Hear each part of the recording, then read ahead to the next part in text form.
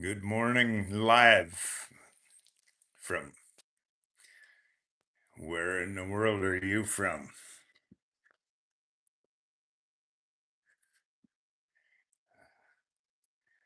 In here this morning. Good morning, Coffee Time, Arizona. Thought I'd give a big shout out to around the globe and see who's awake this morning. Want a little bit of live coffee scroller. Well, coffee scroller is probably evening for the Australia and Europe. A little bit of morning coffee live with the 45.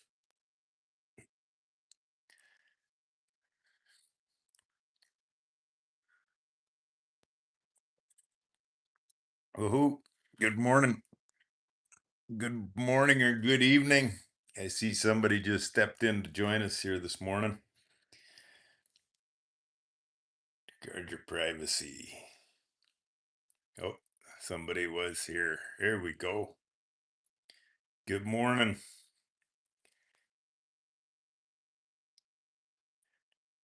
Good morning, my friend. How are you? Good to see you. It's good morning from Arizona. It's probably good night time where you are, or getting close to, anyways. How you doing, my friend? 68 Rat Wagon from Finland.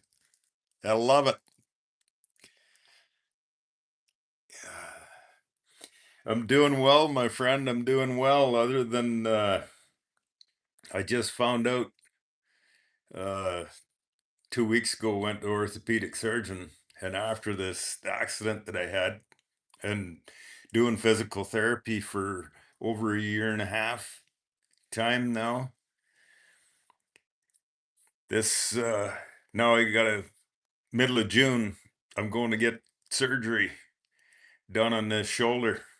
So the first MRIs that I had done after the accident, there was nothing, there was a bunch of small little tiny tears that the orthopedic surgeon said that there's nothing to do surgery on.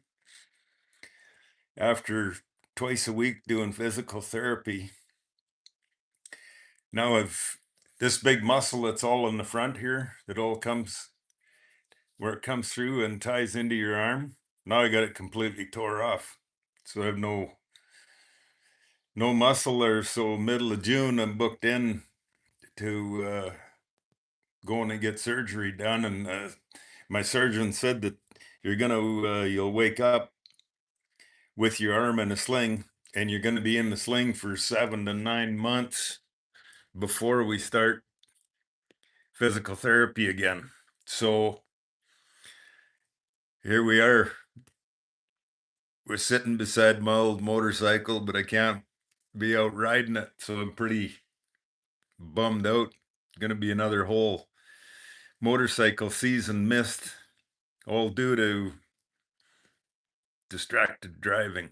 I don't know, what is it bad over where you're from too?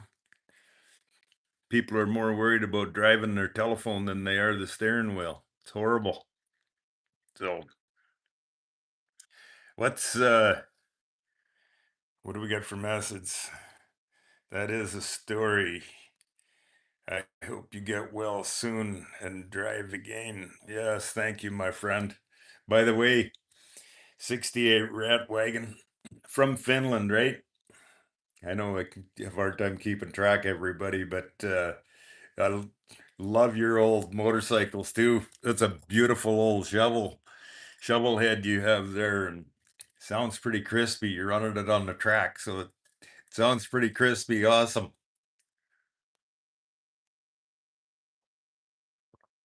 Uh, Netherlands. Oh yes, Netherlands. Sorry, wrong guy. I knew you were over there somewhere. There's another fella. Uh, that, yeah, from Finland. But yeah, that's right. You're from the Netherlands. Absolutely. Are you full on into motorcycle season? Winter's gone away for the year. I hope so. Anyways, oh, it's always the challenge of being a motorcycle person and having to. I've been saying it for years. I stand around and put nose prints on the windows all winter long, looking outside to see if the snow melted yet. So everybody else, where's everybody else? Welcome into the live here this morning for morning coming to you morning from Arizona out in the garage. We're live beside the old 45. I love that little motorcycle. So cool. So awesome cool. Uh the Bacon Chad saying hi. Good morning, Bacon Chad. I love it. Where are you from? The Bacon Chad. Who else we got? Asphalt Man. Good morning, brother. Good to see you. Fine at work. It's blacktop season. Yes, absolutely. I wanted to say it. Thank you kindly for the prayers and I got a long ways to go. I just found out last week. Went to orthopedic surgeon and after the accident and after over a year and a half of twice a week physical therapy, I've now got this muscle, the big muscle that comes out of here and across and ties onto your arm. I now got it completely tore off the bone. So, middle of June, I'm going in for surgery, and then I'll be waking up with my arm in a sling for 7 to 9 months before I start physical therapy all over again. So I got a long road ahead of me yet.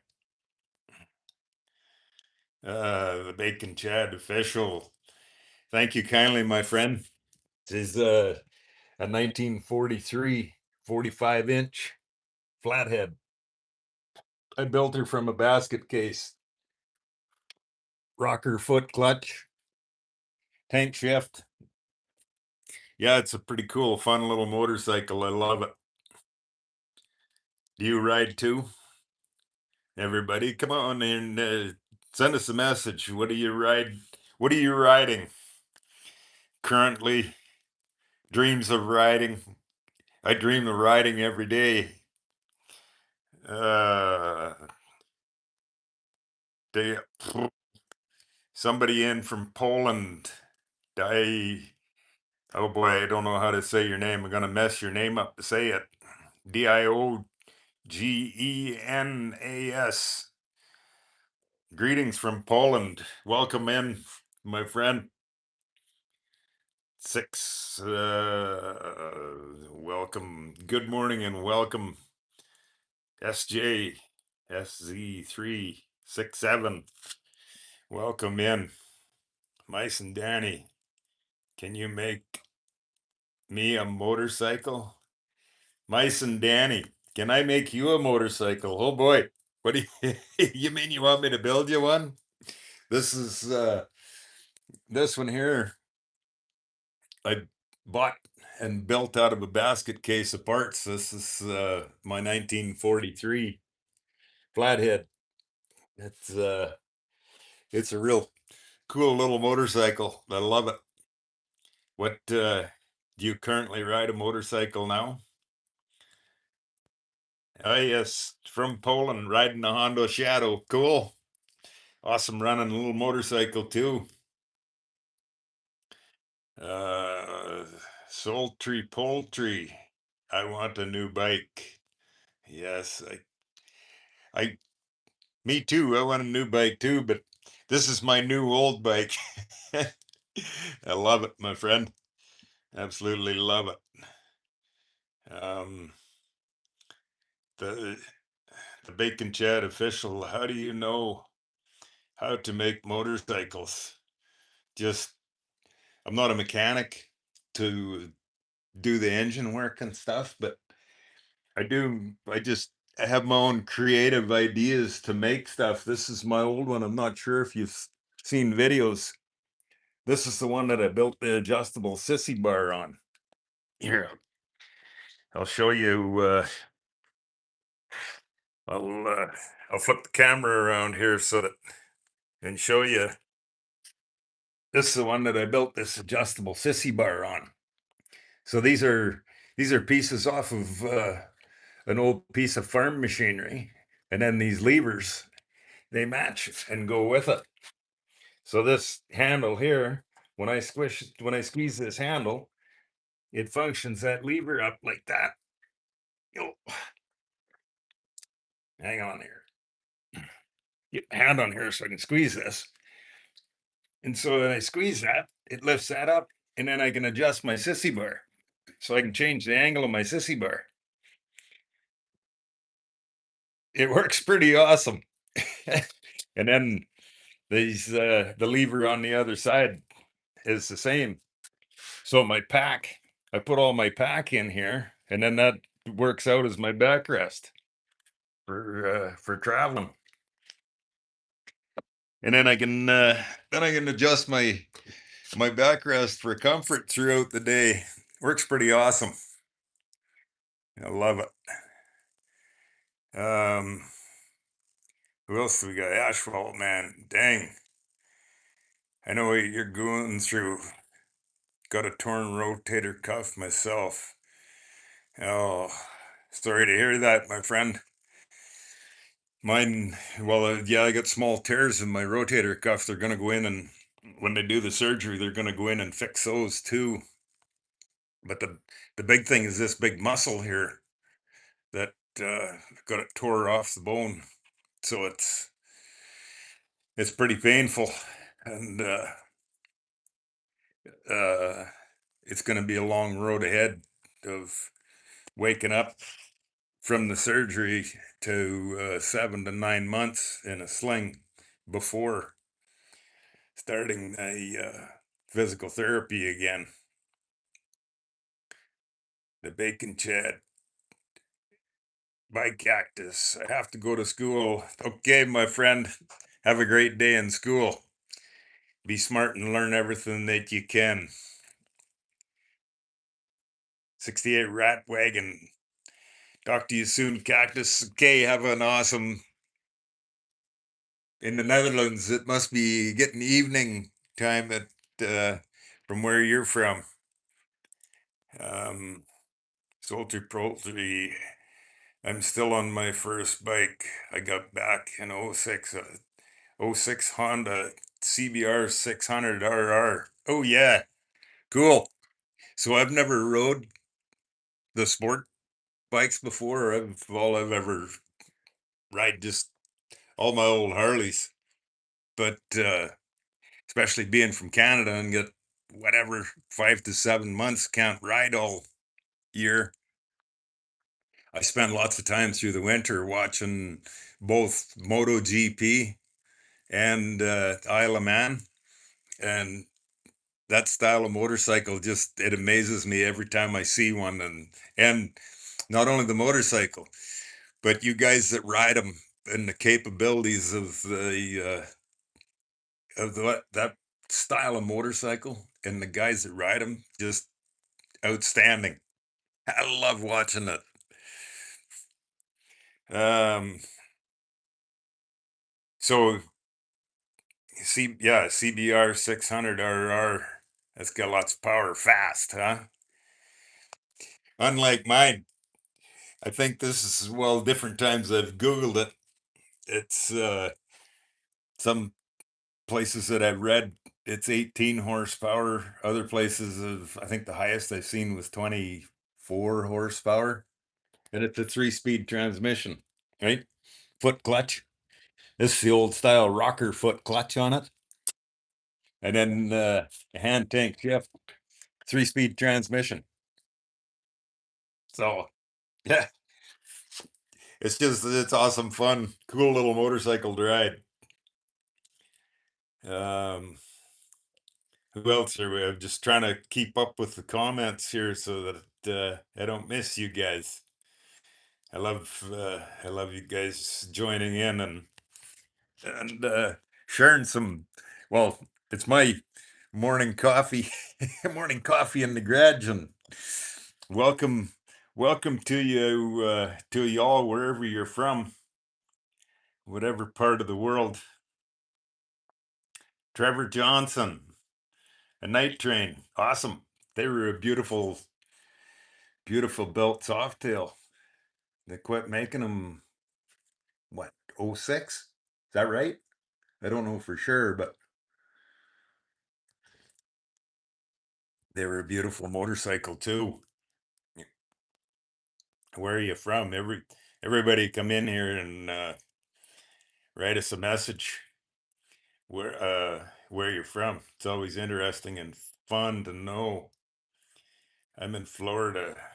Can ride year round. Oh yes, beautiful. That's awesome. Being able to ride year round. What part of Florida are you from? Do you partake in Daytona Bike Week? I have. I can't remember which year I was down there. 2012 or 13. I was down for Daytona Bike Week. It was a good time. More motorcycle stuff. I love it. Uh, yeah, yeah, exactly. Damn, that snow is right. Yeah, smart man. Moved to Florida. Beautiful weather. Yes, it's an old beast. I found it.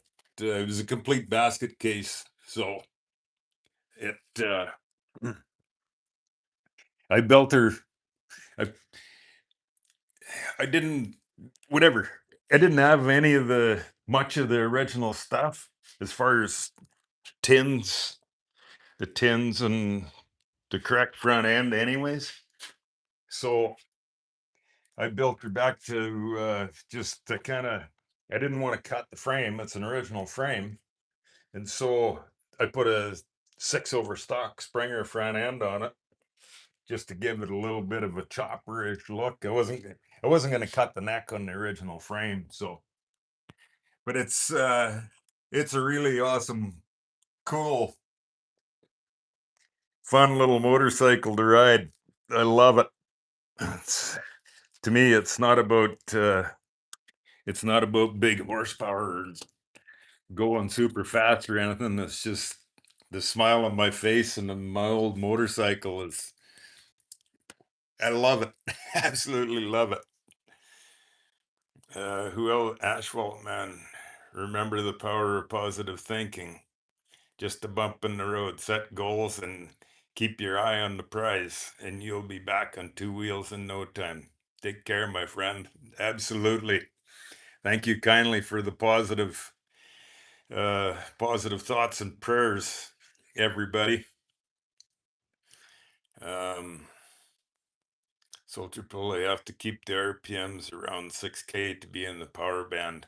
Yeah, that's that style of engine, right? They're from that 6,000 to 14,000 is probably the blink of an eye, right?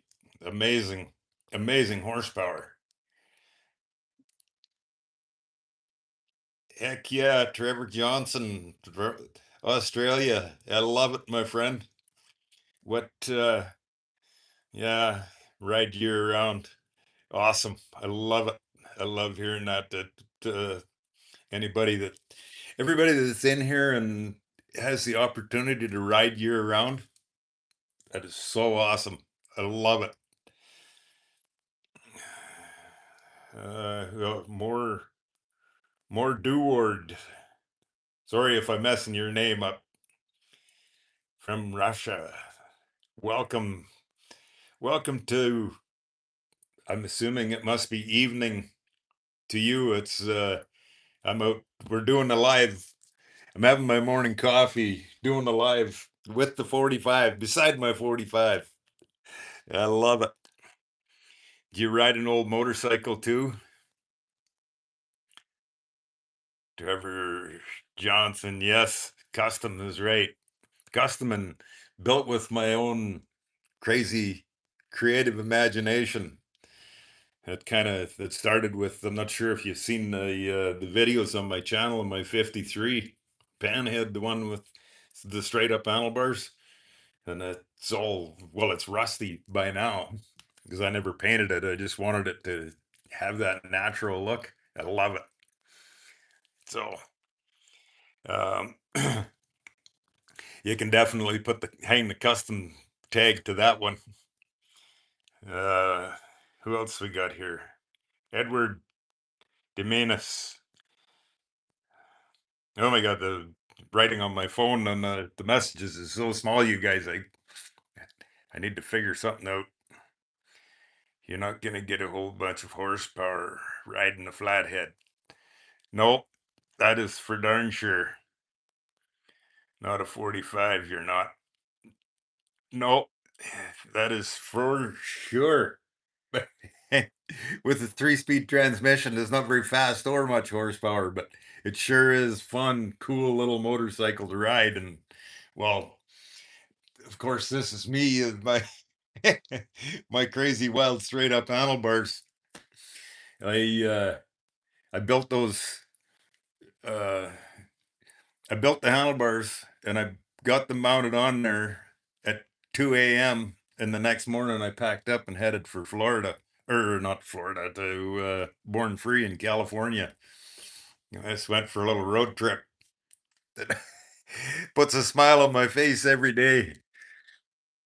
Um, who else we got here? I'm trying to keep up the messages and give everybody a shout out to welcome into. We're doing a morning coffee live beside my 45. Um, Big Dog, Big Dog D Money. I love it. Where are you guys from? Uh, Riding a Sportster XL 1200. Awesome. What year? And then who? I had a knucklehead, a couple shovel heads. My last one was an Evo. Then I got old. Oh, um, I bet you wish you still had them knuckleheads and the shovel head, but understandable you got old. But well, I'm glad you're here to join in and have some morning coffee beside the old 45. I wish I had a knucklehead, but I don't. So they're they're a little out of my price range. The knuckleheads are big dollars, as I'm sure you know. What Then I got old. So you sold all of your motorcycles when you got old, Edward? Well, Trevor, I I'm a graybeard as well. LOL. Yeah. That's what I tell everybody that I run into, if they take lots of pictures while your beard's black or red or whatever color. Take lots of pictures because you'll wake up one morning and it'll be the end of it. It'll be all gray. Oh, who else we got in here? Don't be shy to say hi, good morning, good evening, wherever you're from. Share where you're from. I love seeing where everybody's from. And Tanner, hello, Tanner. Where are you from, my friend? Good morning. Yes, good morning to you as well, wherever you're from. What do you, what kind of motorcycle do you ride? North Carolina. Sweet, beautiful countryside.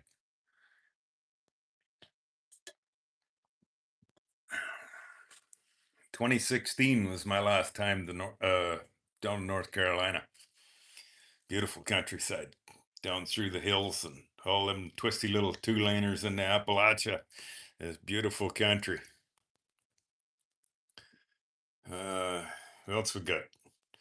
Jason Fitzpatrick from the UK, from Jason HAMC from the UK. Welcome, my friend. And the UK, good evening. Coming evening, I'm just out. We're doing a live beside the 45 here this morning. out in the garage having my morning coffee, and I thought I'd say hello and welcome everybody in. Uh, how's it? Who is it? Kieran Young. How's it going, dude? Valkyrie Rider from Scotland. Welcome, Scotland. Welcome, UK. Welcome globally, where everybody's from. And it's awesome riding a Valkyrie. There's an awesome run on motorcycle. Trust me, I can't keep up to you. At beautiful in the fall. Tanner riding the street glide. Sweet. Beautiful motorcycle. What year street glide, Tanner? I I'm trying to keep up. I'm trying to shout out to everybody and welcome you all into I love hearing where you're from, and we all share the same passion of motorcycle. Doesn't matter. To me, it's two wheels is what it's all about. And I hope you all enjoy and join in for the same passion passion of new and old motorcycles. To me, it doesn't matter the badge on the side of the tank or the brand, right? That's why I look at the brand on the tank on this one. It doesn't matter the brand on the tank. It's a passion of motorcycle love and riding and traveling, whatever style of traveling you do or riding. Edward Edward Demis. Oh boy, I can't see Demis. Sorry if I mess y'all's name up. Out of Cleveland, Ohio. Hopefully your winter's all snow's all melted and back in the motorcycle season for you up in Ohio. Big shout out to beautiful Ohio too. No, it's almost 1 in the afternoon. Okay, 1 in the afternoon. Perfect. It's I don't know what time it is. 5 o'clock Arizona time. I'm in Arizona. 5 o'clock. I'm just up having my morning coffee and thought I'd do a shout out and say hello to the global friends and community. I love it that you join in and everybody. Where are you from and what kind of motorcycle you ride? No, it's almost 1 in the afternoon. Who else we got here? Brian Bell, West Virginia. Yeah, beautiful countryside. I love it there. There was another fella in last night, did a live last night from West Virginia. Beautiful country through the whole Appalachians is amazing countryside. Anybody that's never rode through the Appalachians, go ride it. Go spend a month, 6 months.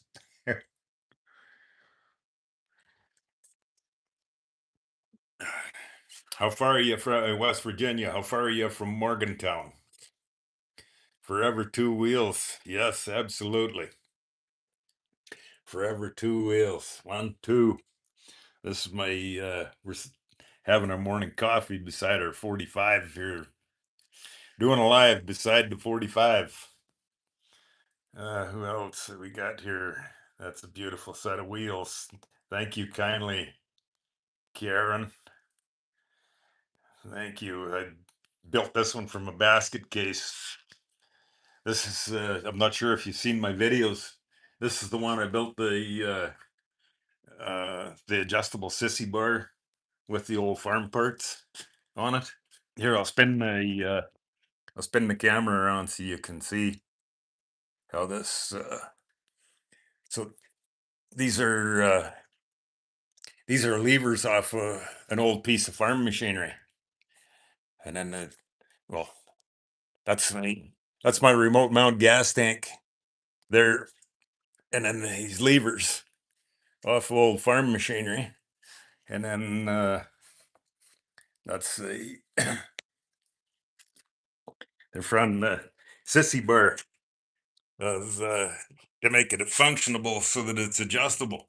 So when I squeeze this handle up here, lifts that up, and then I can adjust the sissy bar back and forth, adjust my backrest. Make for perfect, perfect comfort all day long, every day for them long cross country road trip miles. That's such a cool little motorcycle. I love it. But the old style rocker foot clutch on it. So that's disengage. Anybody that doesn't hasn't seen the rocker style. So heel down is disengage, and then push your toe down is engage. And then a tank shift on it. 3-speed transmission in the old 45s. So it's pretty cool little motorcycle. Fun to ride. Who else do we got here? Thank you kindly, Edward. Stay safe out there, everyone. Absolutely, stay safe out there. And uh, I'm out of commission. I'm out of motorcycle commission. I just found out after a year and a half of doing physical therapy that I've completely got the muscle torn off the bone. So I'm booked in for surgery. It coming up in June. The this big muscle here, it all comes together and ties out into here and ties to your arm. I got it completely tore off the bone.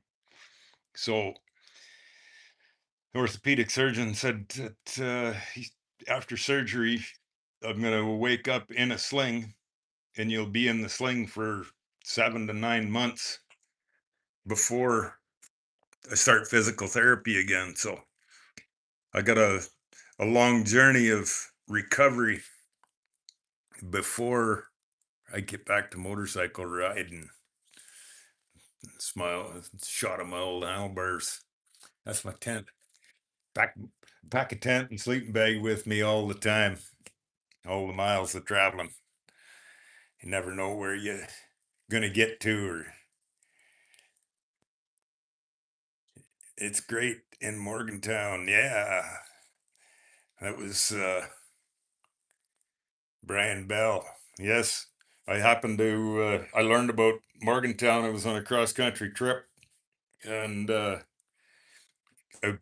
just pulled into the Harley shop, not knowing anything about it. Pulled into the Harley shop, and as I, well, the Harley shop's up on top of the hill there, so you can't really see. When I get into the parking lot, holy smokes, must have been 50,000 bikes in there. And here I showed up just in time that it was Morgantown Mountain Fest, right? Yeah, ended up spending the weekend there. Harley shop, they got me in, and when I pulled in the parking lot, it squeak, squeak, squeak. Front wheel bearings were gone out of the bike, so the Harley shop fit me in and changed oil and put a new set of wheel bearings in. It's awesome. Uh, Jason Fitzpatrick. I'm running a 2024 lowrider, great bike to ride. Also built a '08 twin cam Dyna club style. Oh, right on. That's cool. Are you still riding that one too? Or who else do we got? Keon. Yeah, I've been watching for a long while, man. Well, welcome to my channel, my friend. I'm I'm happy to hear you enjoy my videos. Here I am. I'm live. I don't. I post everything pretty much as it is. Just me and my old motorcycle, and I capture what I capture and on the video, and I don't. I don't edit too much. It's all just kind of raw as it is. Jason, getting older sucks. No truer a word as youth is wasted on. The young you get uh, as we get older. Still 20 in the heart. Yes, absolutely. Brian Bell, they're awesome there. Thanks, Brian. Edward, you might want to think about a trike there, brother. Huh? Think about a trike. No, no. I got too many of these old ones that I gotta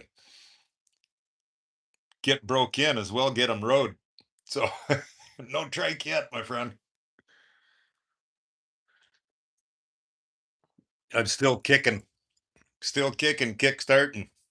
So I've well, if you've scrolled through and been watching my videos, I'm sure you've seen the other ones. So I've got this is my 43 kickstart, 43 flathead, and I got my 53 panhead. That's the old rusty one.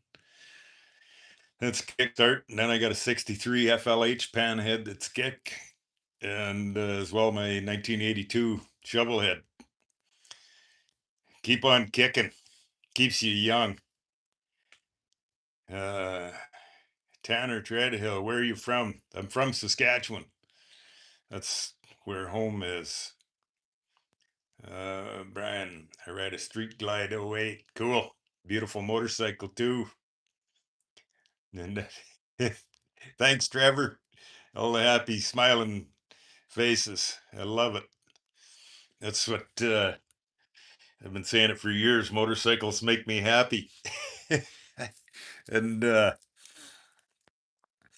as you,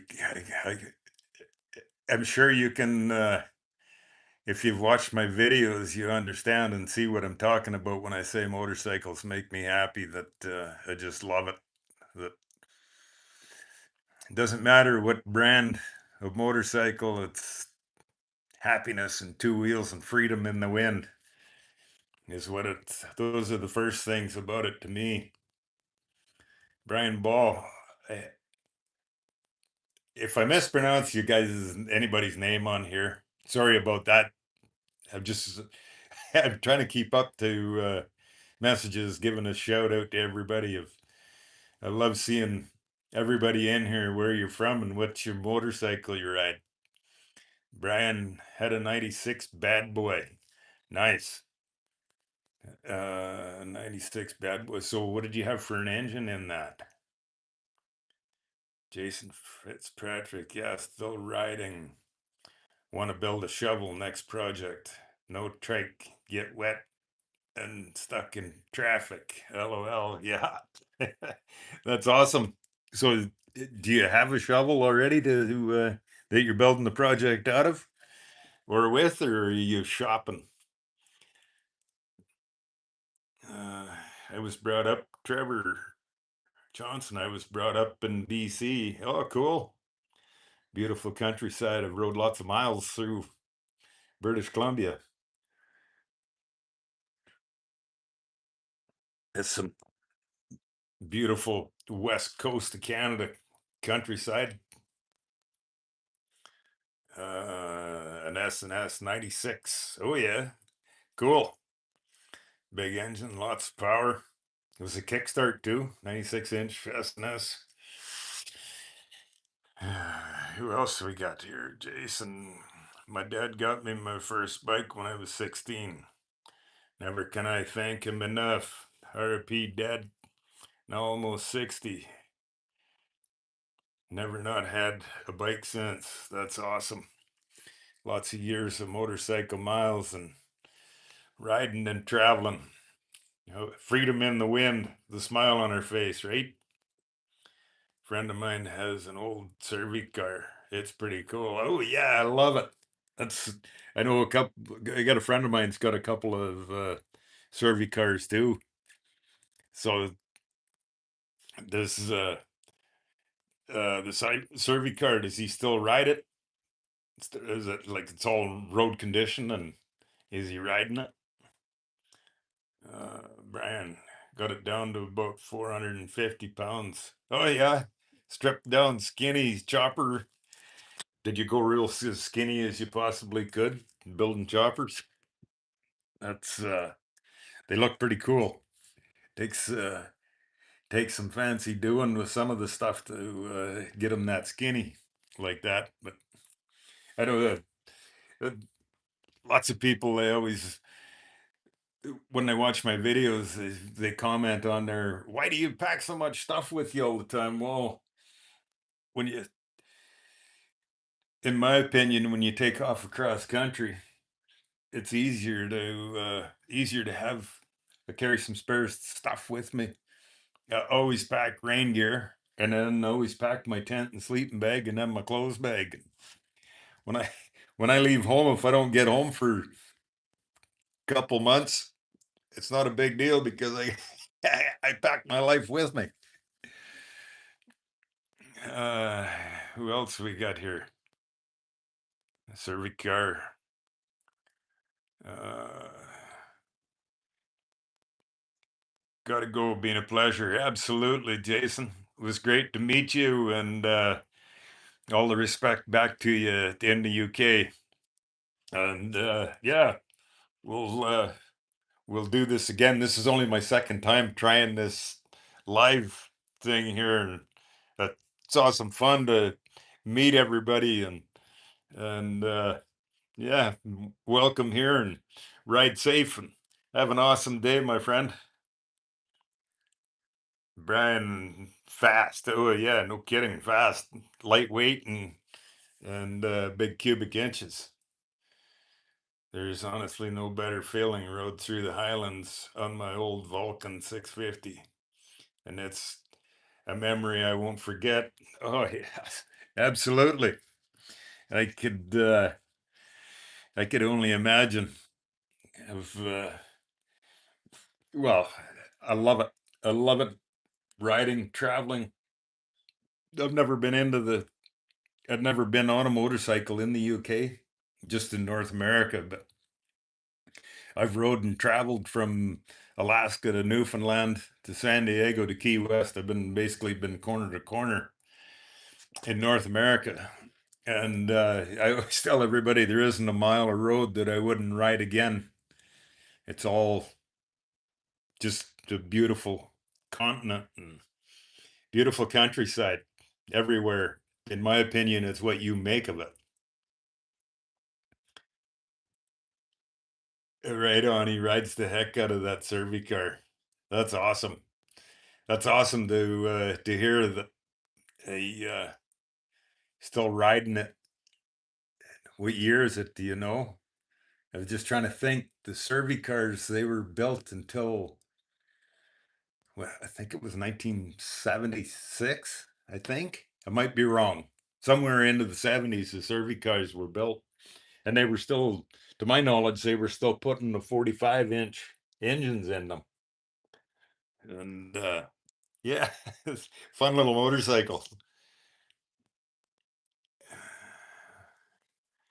Thank you kindly, Brian. You have a safe day, man. Keep on keeping on. Keep the rubber down. Get this shoulder fixed, and then we'll be back at her for some more motorcycle miles. And you too. Have a safe trip. And oh, thanks, Edward, for the subscribe. And like I said, welcome in here, and welcome to my channel of just old motorcycle raw, unedited raw content. Me and my motorcycles. That's all I post. So everybody is. I'm happy to see everybody in here, and love to hear where you're from, what part of the world, and Brian Bell, God bless you and your family. Thank you kindly, Brian. Uh, Gary Young, got to get back to work, but a pleasure to chat, man. Yes, absolutely. I look forward to meeting everybody, and thank you kindly for the well wishes on the surgery upcoming here. It's long frustrating that learning to do this live, and all of you guys' support, that helps put a smile on my face every day, which that's why I started doing. That's part of the reason why I do the social media, is it makes me happy. Motorcycles make me happy, and I hope they give everybody that rides a motorcycle, whether you watch my stuff or not, or whatever kind of motorcycle. I love hearing everybody, their happiness and joy of their motorcycle, new or old or whatever brand you ride. So cool. Brian, hope you're back riding soon. Yes, I got a long road ahead of me here yet, but it is what it is. I got to get it fixed because I can't. I'll show you this because this muscle's all tore off the bone here. My range of motion of being able to use my muscle, that's about as high as I can lift my arm. It's the uh, that's it.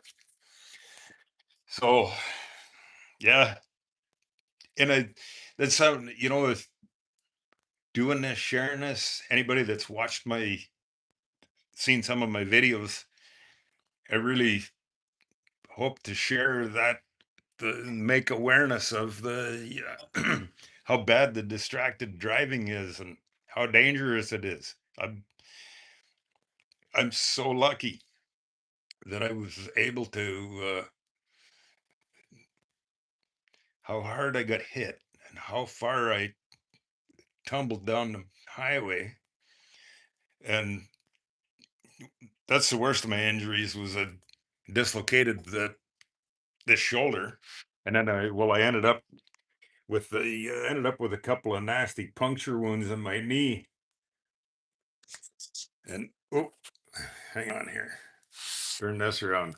Ended up with a couple of nasty puncture wounds in my knee here. And I wound up in the hospital for 11 days, hooked up to 24-hour antibiotics to get the infection under control.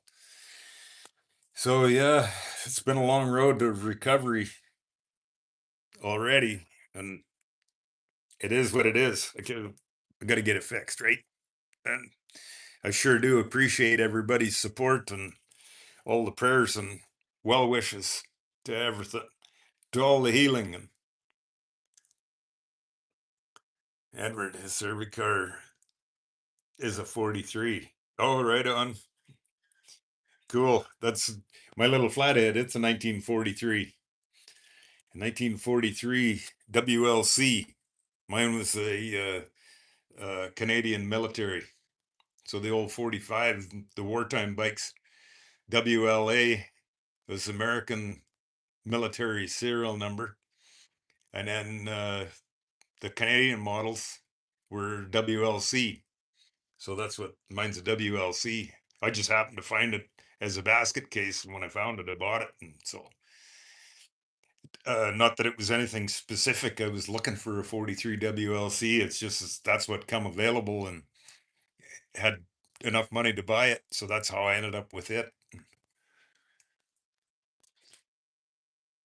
It's by no means built original, but I didn't want it built original. I just wanted it. If you've seen my videos, I have my own crazy fun way of build it into what you want. Your creative imagination, let it run wild, and hey, whatever you do, if it doesn't work out, you learn something. Don't try that again because it don't work, and then try the next thing you can think of. That's just like on my 53 panhead, the handlebars that I built on that. I made up in my mind I was going to try it, and hey, it worked out. I love it. Same thing with the saddlebags on that. I'm not sure if you've all watched a video. I posted a video. Well, it's not a video. It's just a bunch of still pictures because I didn't have video footage of how I built those brown saddlebags on my 53. They're the bag is made out of one piece. I wrapped it up around an actual beer box to get the size and the shape that I wanted, and then it's all just punched holes and then laced together. I love the way they turned out. That's what I mean of don't be scared to try any imagination you have, and if it doesn't work, like I said, it doesn't hurt you. You learn something. Okay, that doesn't work. How can I revise this? How do I try again? Don't be scared to try again, right? Edward, thank you kindly for the thoughts and the kind thoughts and prayers, my friend. Uh, South Osmodo. Good morning, my friend. We're out. We're doing doing a live by the 45, having our morning coffee. Good to see you. Uh, keep doing the live videos. They're great. Your Australian mate. Thank you kindly, my friend. Yeah, here we are. I thought, uh, being last night was my first live that I tried, and had such awesome positive response. I thought, well, hey, if I come out early morning here, uh, catch the time zone around the world of must be evening for you in Australia right now. Anyway, I'm having the morning coffee. It's 20 after 5 a.m. in Arizona. I'm happy to hear that you enjoy. Abram said hi. Hello, Abram Cisneros.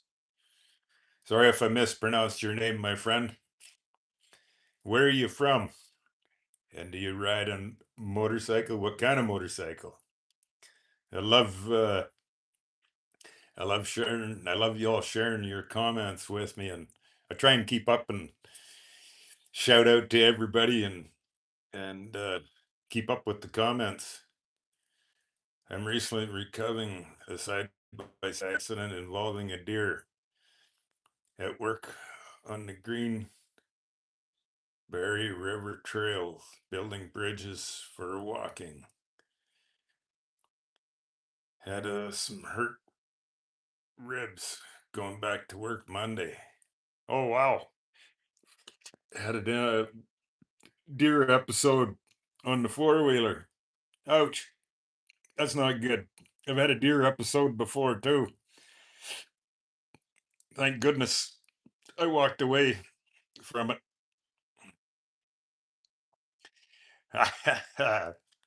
Jedediah Smith. Cheers, my friend. Well,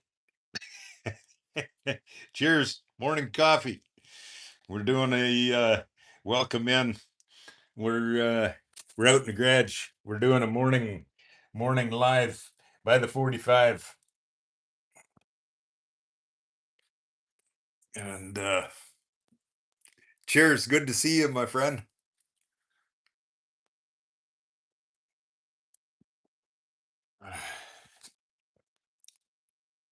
Share where you're from, my friend. 10 p.m. here, mate. Starting to warm up in the frozen north. Yes, yes, finally, finally, winter's letting up. All the farmers are, cabin season's coming, and all the farmers are out planting seeds, and so yeah, spring's coming in the North Country. I'm in Arizona right now, so it's uh, it's coming hot here. Uh, 10 p.m. here, mate. What part of Australia do you live in? South Osmoto. I love everybody's handles on on YouTube here. Uh, Brian, yeah, no kidding, it was scary. Years ago, I ran into a deer in Montana. On That was on my softail.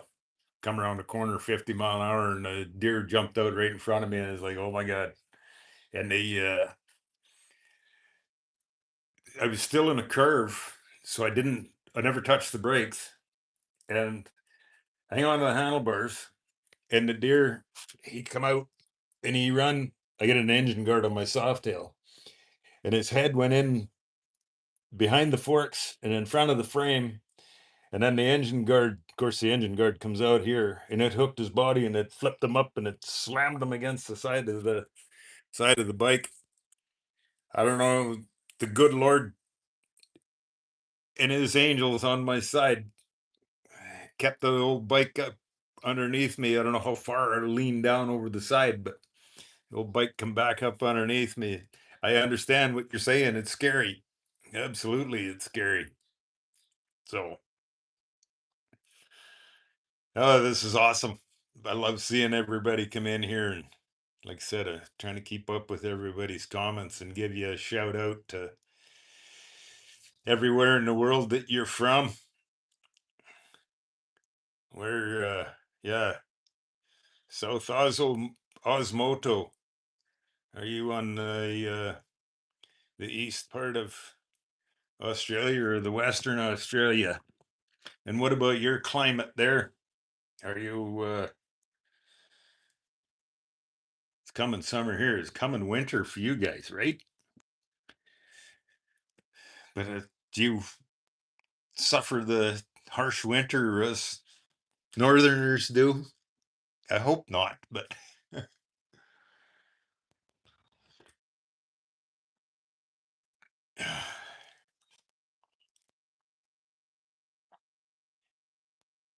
Angel, New York City. Well, welcome in. Welcome into the morning live out in the garage by the 45. We're out here having a little morning live session. Welcome in to join in.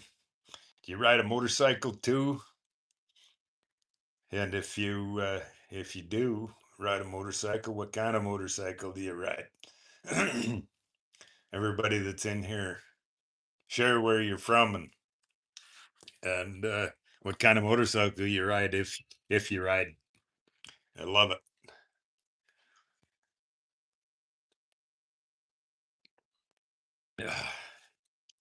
Having my morning coffee. Angel, just love Harleys. Well, welcome to my channel because that's all that's on my channels is motorcycles. I love it.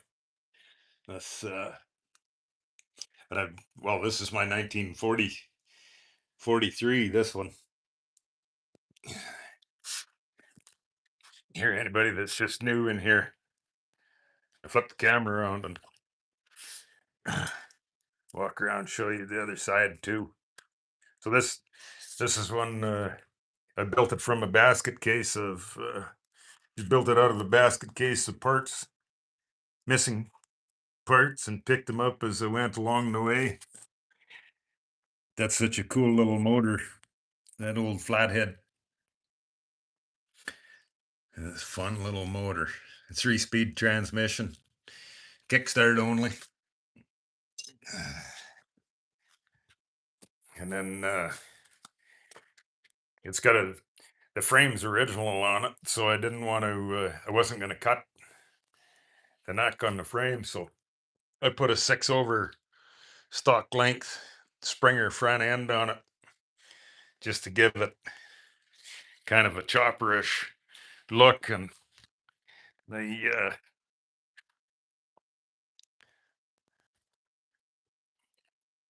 lots of people tell me that it's not a chopper if the neck's not cut, and whatever.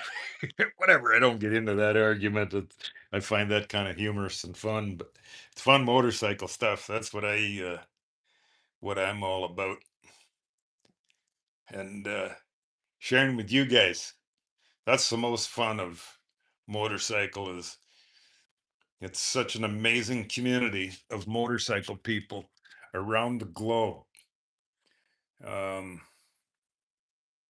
Jedediah, Amsterdam XL 600R, 1988 CB 750 Cafe Racer, 1978 CB 500 Stock, 1974. Heck yeah, Jedediah Smith. Where are you from, Jedediah? And I welcome in here, and you've been a long time. I think since the beginning of my channel. I think you've watched and seen every video and the awesome positive comments of everything. I love it. And you got an awesome collection of some old motorcycles at your house too. I love it.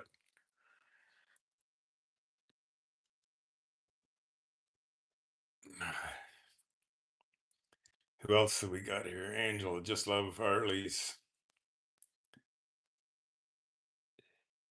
It's Craig, 72, Sydney, Australia. Wow. Welcome. Welcome and a shout out around the world to Sydney, Australia. What kind of motorcycle do you ride? It's Craig, 72. Angel. Wow. Yes, I love old motorcycles.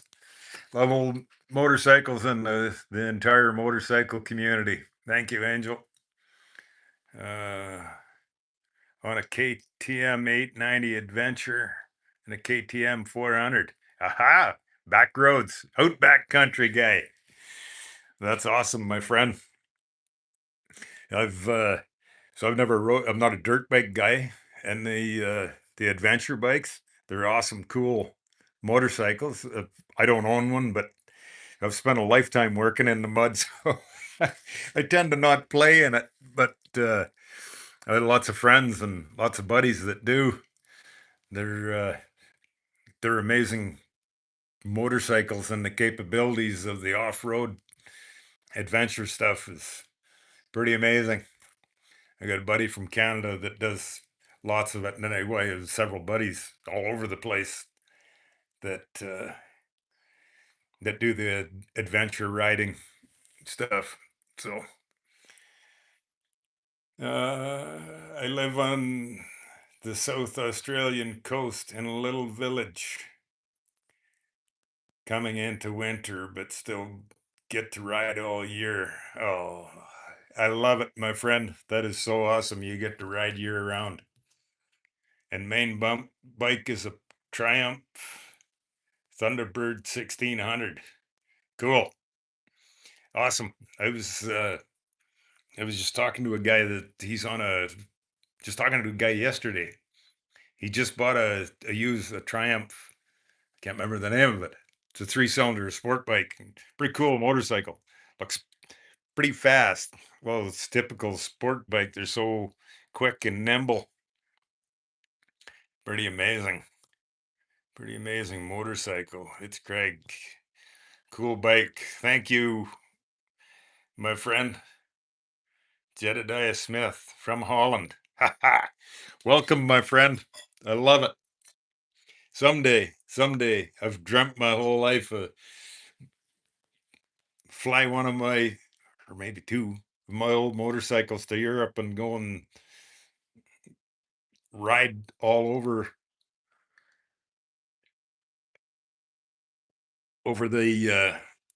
There's been several comments that my old motorcycles wouldn't be allowed in my country, and so whatever. I guess there's different rules all over the place, but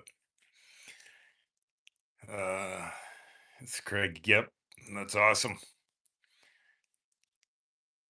Angel, you sound like an expert. No, I'm no expert. I just I just have a passion for my old motorcycles and being on the road riding and traveling across country with them. I just love it. I'm not a mechanic. I'm the first one to admit it. I'm to do engine work. No, I'm not a I'm not a mechanic. And I'm not scared to admit it. And I'm the first guy to ask for help.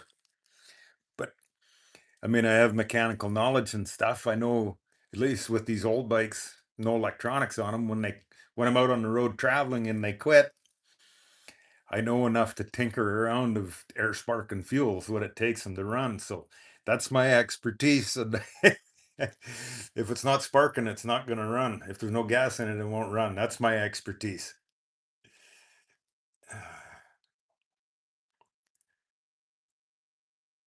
What bike is it in the background? Right here, this one. This is my 1943 45-inch flathead. This is the one you're talking about. We're in here.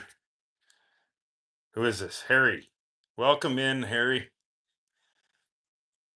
Where are you from? And what motorcycle do you ride? Harry, 31, 33, 37. Welcome into the our morning live here. That's my 1943 45-inch flathead. Here, I'll turn that. I'll turn the camera around and give you a walk around of the other side of it. It's uh, it's not built back to original by no means.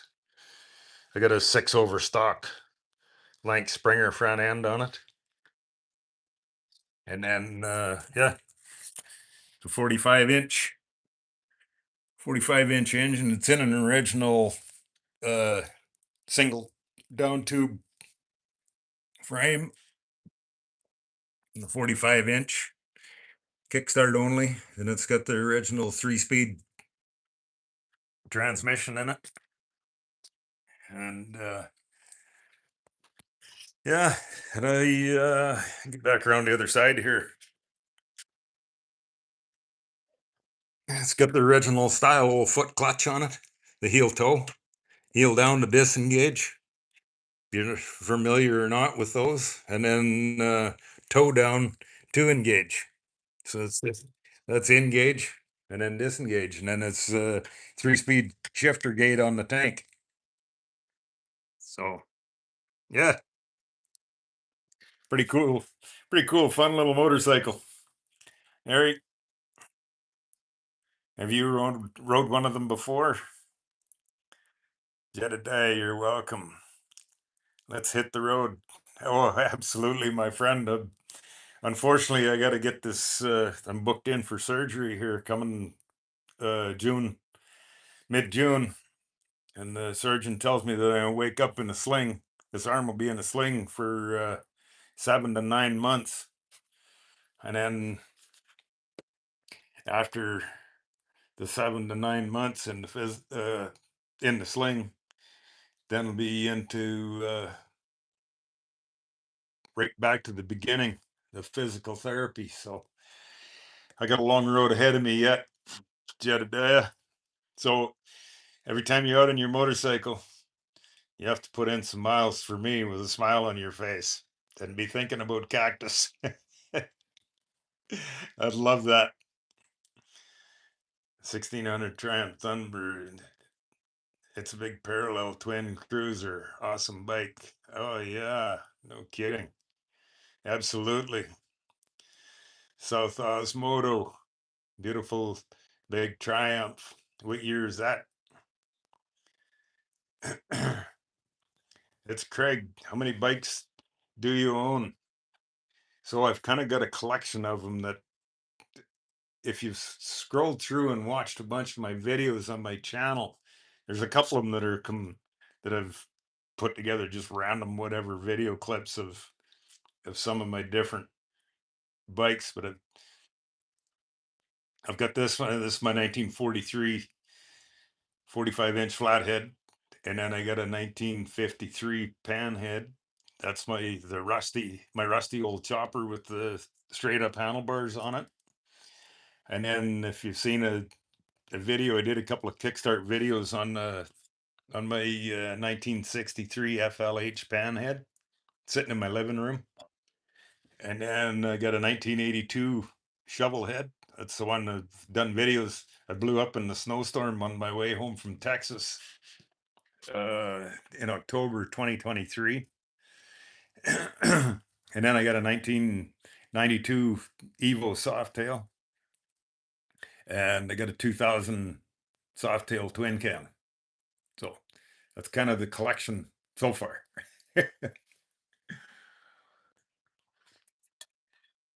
If you're interested in on my channel, if you go into the playlists, when I first started my YouTube, I didn't know what I was doing, and I just loaded videos, loaded whatever video, longs and shorts, and I didn't know there was a difference. I didn't know what the difference was.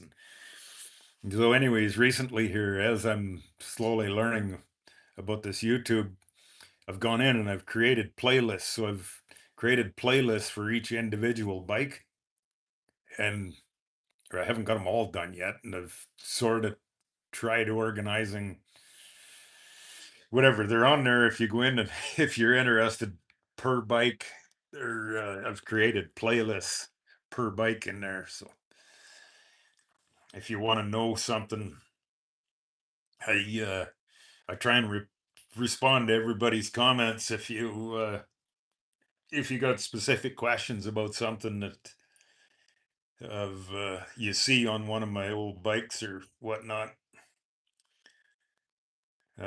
Send a message and I'll try and get back to you. If it might take me a few days or whatever if I miss it, but uh, Harry, only motorcycle guys are like this. Car people are not the same. I agree with you there. I'm not an old car guy. I mean, they're cool. They're really cool stuff, but it's not my thing. I love an old motorcycle. What can I say? And not only having them, but I love riding them. It's to me, it's not about big horsepower nor high speed, but just being out on the road and traveling across country with them puts a smile on my face every day. And being able to share with everybody, that's puts a smile on my face too. And to me, the motorcycle community is we all have the same passion. So it's they put a smile on my face every day. That's my custom made shirts that I have a friend make for me. Cactus Panhead loves cactuses. I got the nickname Cactus years ago, motorcycle road trip from Canada to Arizona with a bunch of friends. And you can't help but smile and laugh when you're riding motorcycles. And that's how I ended up with the name Cactus. And then the social media, that's how I started. That's where I come up with the name. And so, yeah, my, my shirt friends makes for me. Uh, Jedediah, riding since 1975, turning almost 70. Coming winter, still kicking ass. That's awesome, my friend. I love hearing that. I love it that you're here to join in for our morning live beside the 45. Or morning for me. We're having our morning coffee, anyways.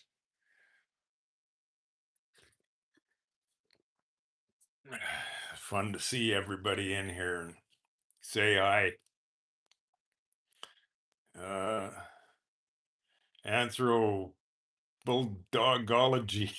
Yeah, I love everybody's handles on here. What do say that right? If I mess anybody's name up, I'm sorry about that. Anthro Bulldogology. You must be from Canada. Yes, sir. From the Central Plains, Saskatchewan. How about yourself? Where are you from? Bulldogology. Where are you from? And do you ride motorcycle too? Uh, Harry, the forks are badass. Thank you kindly, my friend. Are you talking about those forks? I always pack a fork. Always pack a fork so I can have a hot dog in the or the Springer front end. I pack a fork up there in my that way I can always got a fork to eat my hot dog with. And the yeah, Midwest Springer front end, 6 overstock length. I put on there just to give it a kind of a chopperish look to it. Um, my friend, you are. I have a few mind-boggling questions that I can't get answers for. Don't be shy to ask, my friend. This I love it.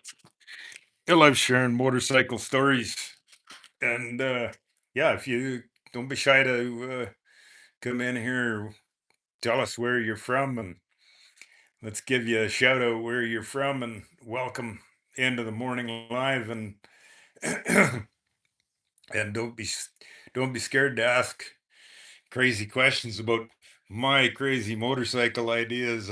I run on the straight up handlebars and everything that I do. This is my old one that I if you've seen my other videos of my adjustable sissy bar that I built. That I love the function of it. It works good. It's fun being able to adjust They adjust your sissy bar for backrest position. One fine day, South Osmodo, one fine day, I would love to fly to the USA and hire a bike and ride Route 66. Absolutely, my friend, and ditto. I'd love to fly to Australia. I'd love to fly one of my old bikes over and come and ride for.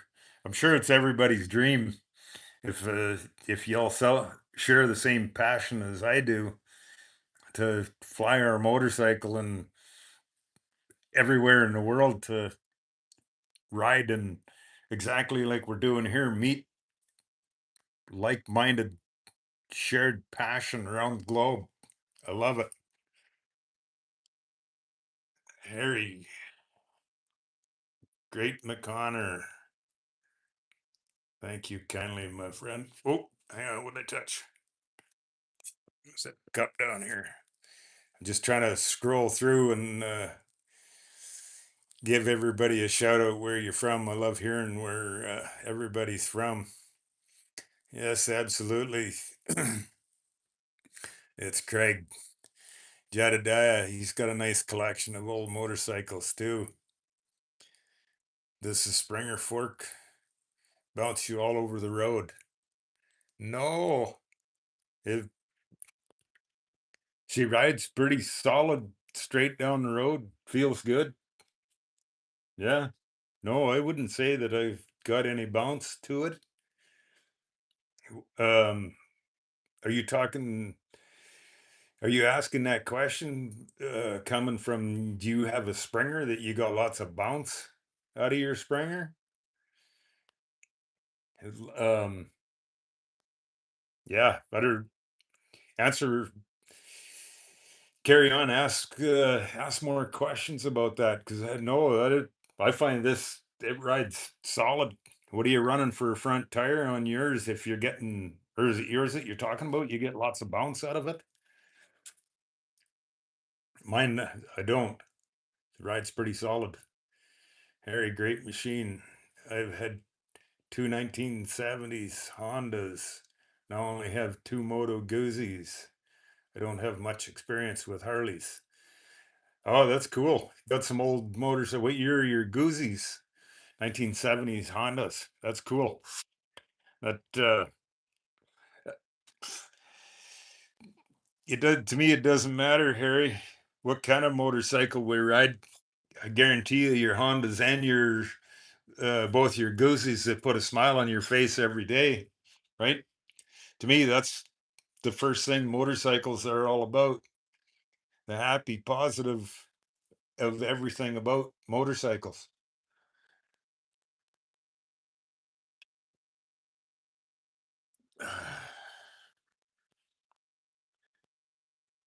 The Evo Softail, if were to get a Harley, it would be the only the Evo motor, perhaps a Road King or a Heritage Softail Classic. Yeah, the Evos, I mean, obviously that changed the Harley-Davidson from the beginning years, right? As time progressed and new engineering upgrades and learning what works, what don't work. So it it saved their bacon a long ways when they come out with the Evo motor after the shovelhead era, right? And yeah, Heritage Softgale Road King, beautiful bikes. My Triumph is an '09. My friend, next time I do a decent ride, I ride a bit for you. Oh, thank you kindly. I love it. And wherever you are, take a picture so that we can see where you're at and that beautiful, beautiful southern Australia. I will write a bit for you because you can't, and we'll post it on my channel and tag you on it. Awesome. I love it. Tag me on it and send me a message to it so I can respond to you. And I love it, my friends. Uh, can't have you not writing. Oh, thank you kindly. so kind to everybody's awesome, positive support. And that's what I love about motorcycle community. It's not about, like I said, to me, it's not about what motorcycle, what kind of motorcycle. It's whatever motorcycle makes, puts you a smile on your face and makes you happy. That's why I do it. Old Harleys, are they clunkers? Yeah, absolutely. They're clunkers. Look underneath. Well, because I'm hurt, this one haven't had it running for months and months. But Harleys are notorious for something. That's oil dripping out of it there, and there's oil dripping out of it here.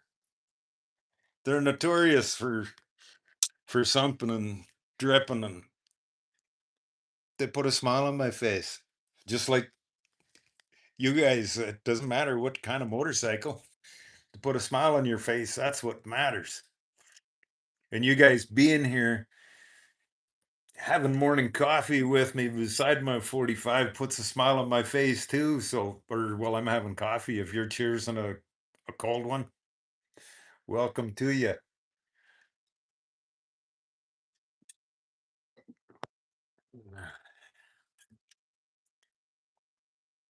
I have a Triumph, brother, whenever you're ready.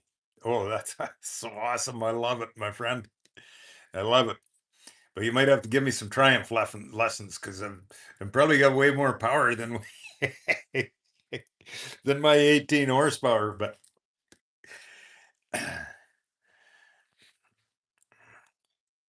Mike Wells, what's up, Cactus? Just saw you were on. Can't stay. I work. I'm at work, but I figured I'd stop by and say hi. Well, thank you kindly, Mike. We're just out in the garage. We're having our morning coffee live beside the 45. It's awesome to see you in. And yeah, we'll carry on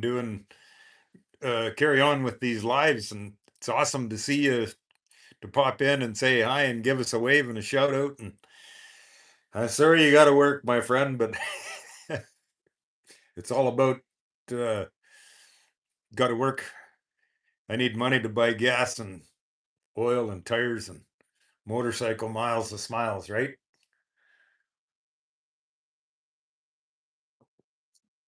I love seeing everybody in here, you guys, and it's keep keeping it keeping it real and keeping it honest, clean, positive, happy motorcycle life. Uh, South Osmodo, bedtime, mate. Catch you on the next one. Okay, cool, my friend. Thanks for stopping in and have a good night and have an awesome ride tomorrow. Southern Australia, my friend. Cheers, and I'm happy to see you stop in and say hi. We'll chat with you next time. Take care and have a good evening, my friend. Who else have we got here? Everybody else that's in on the live here. Don't be shy to add in the comments. Say hi and where you from and what kind of motorcycle you ride. We're just out. If you're new in here, we're out. We're doing a live beside the 45 out in the garage this morning, having our morning coffee. So that's what we're doing.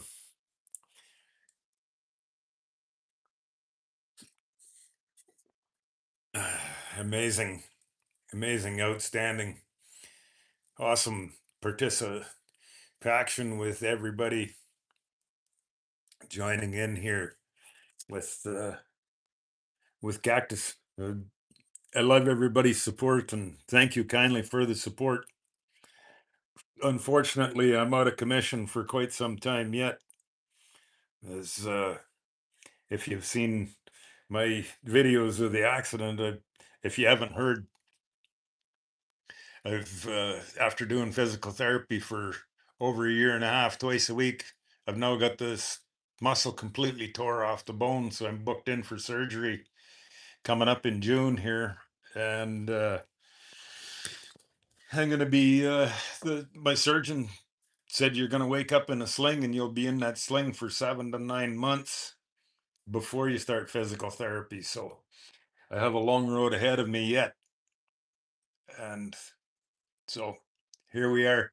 That's why I say thank you kindly for all your support and prayers and well wishes to everybody. Uh, User SH5DY Eric, thank you kindly, my friend. We're out having coffee, our morning coffee, live beside the 45. I'm not sure how long you've been in here, my friend, but this is my 1943 flathead. That where are you from and what do you ride, Eric? Uh, Lake Effect Blues. Welcome, my friend, and thank you kindly. Cool bike. Thank you. I love it. We're welcome to the live here this morning. We're out in the garage having our morning coffee live beside the 45. Where are you for Lake Effect Blues? So somewhere up by the Great Lakes. um, where are you from and what kind of motorcycle do you ride? Charlie, welcome in, Charlie. I thought they found Ted Kaczynski. Not sure who that is, Charlie, but welcome into the live, having morning coffee beside the 45, my friend. Welcome in. Share with us where you're from and what kind of motorcycle you ride.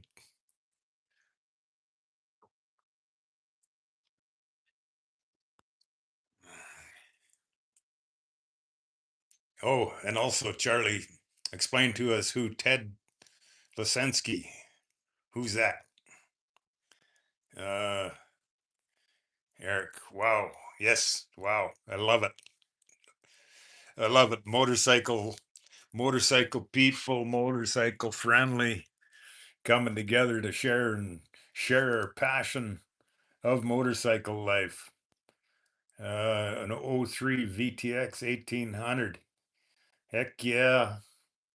And a 22 Kawasaki KLR 650. Yeah. A dirt guy. Back roads. Awesome. The VTX 1800. What's this? VTX? You got to help me, buddy. Here, I'm not. Uh, I don't know what a VTX is. You have to help me out on that one, my friend. But that's awesome. That. Oh, cool. And you're from Australia, North Carolina. Beautiful countryside down there. Um, 2016 was my last road trip down there. Me and a buddy rode down from Canada, went down through the road to Pig Trail in Arkansas. That's another cool road. The Ozarks in Arkansas. Go ride them. The Ozarks someday. Ride, look up the Pig Trail. It's a windy little trail. And after we rode that, my buddy, he said to me, he says, "Well, where should we go now?" I said, "Well, let's go to North Carolina, ride the tail of the dragon." He says, "Okay." So away we went and rode the dragon. I've been up and down it a couple times. Beautiful mountains of the Appalachia, amazing countryside. Oh yes, Honda Big V twin, cool, awesome running motorcycle, right? That's cool. Do you get out and do some cross country traveling with it, or hoping to someday?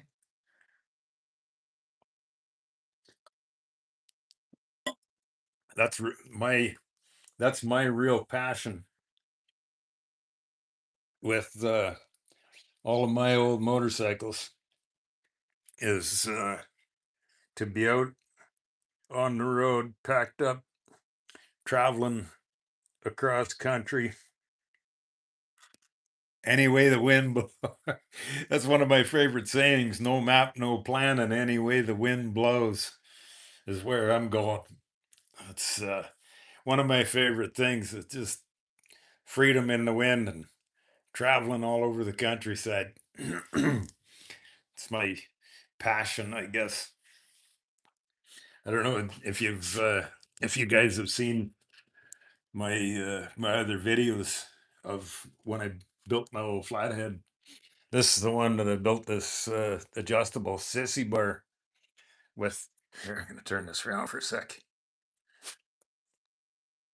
These are these old farm parts that I built that adjustable sissy bar with the levers, and so I pack all my gear, my tent and sleeping bag, and my clothes bag on here, and then I got a full backrest, and I built this so that I can adjust it back and forth to adjust my backrest position throughout the day riding. And it, it took me some creative sitting on the couch thinking and tinkering time, but I did a video of, I made the main support piece. I built it by hand.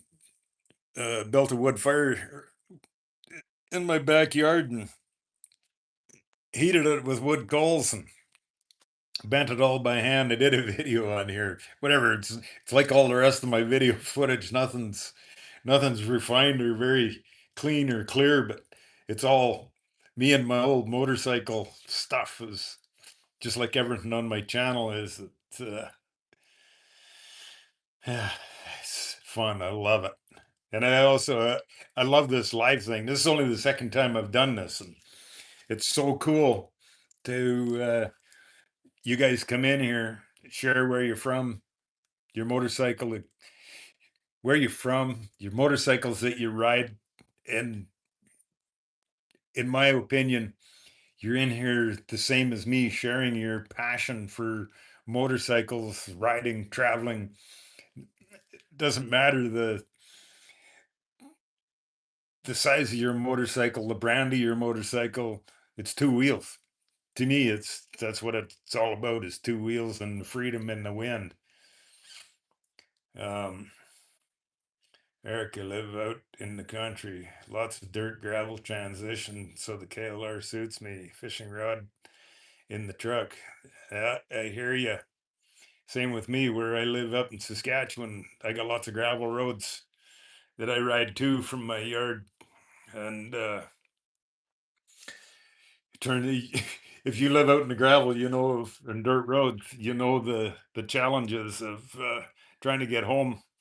And there's been a 2-inch rainstorm, and then you got 13 miles of mud to trench your way through. But yeah, thanks, Eric.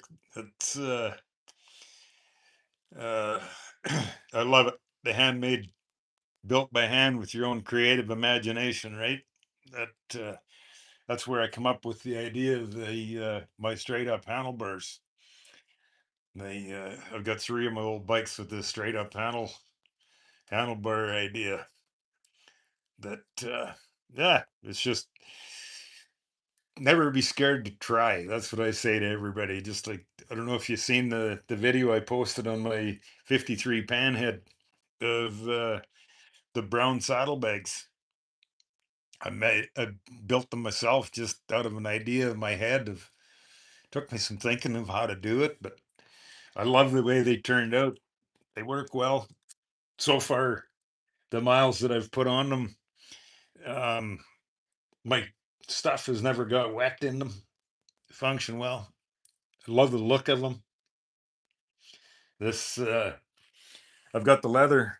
These are an old set of saddlebags that I bought years ago, and they've been on several of my different bikes because I've transitioned them into what I want them to be. They're kind of my mobile bags. If they've been on 5 of my different bikes so far.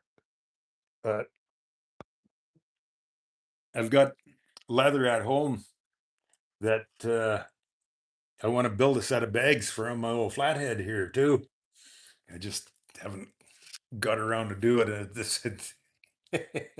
It's get the idea in your mind and never stop thinking about it. And that way becomes your creation, and you can build it in your mind before you start trying, right? So, um, I don't know. Did you? I'll just flip the phone around here and show you the function of this. So here's this adjustable sissy bar. So these are levers off an old piece of farm machinery, right?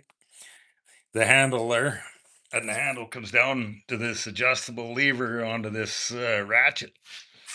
And so you grab a hold of the handle, and when you squeeze this handle, it lifts that out of the cog like that, and then you can adjust it. This, I guess it was the beginning of time of, and then the other, on the other side, the levers built the same way. It was back the beginning of time before hydraulics were invented. Everything was horse drawn and done by manual function. So I made lots of stuff for my Honda, but never finished. Just need powder coat. Yeah. If you look at my 53 and if you look at this one, I'm I'm leaving it to Mother Nature to paint. I've whatever, I've said that for years.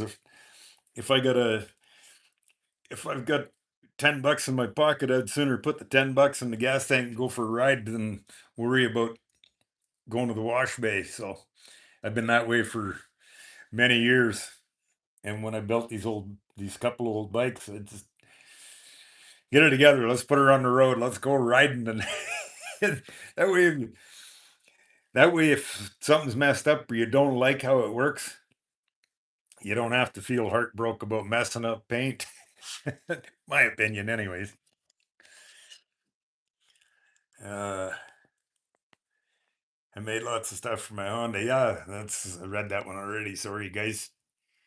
Um, Heck yeah, love it. Thanks, my friend.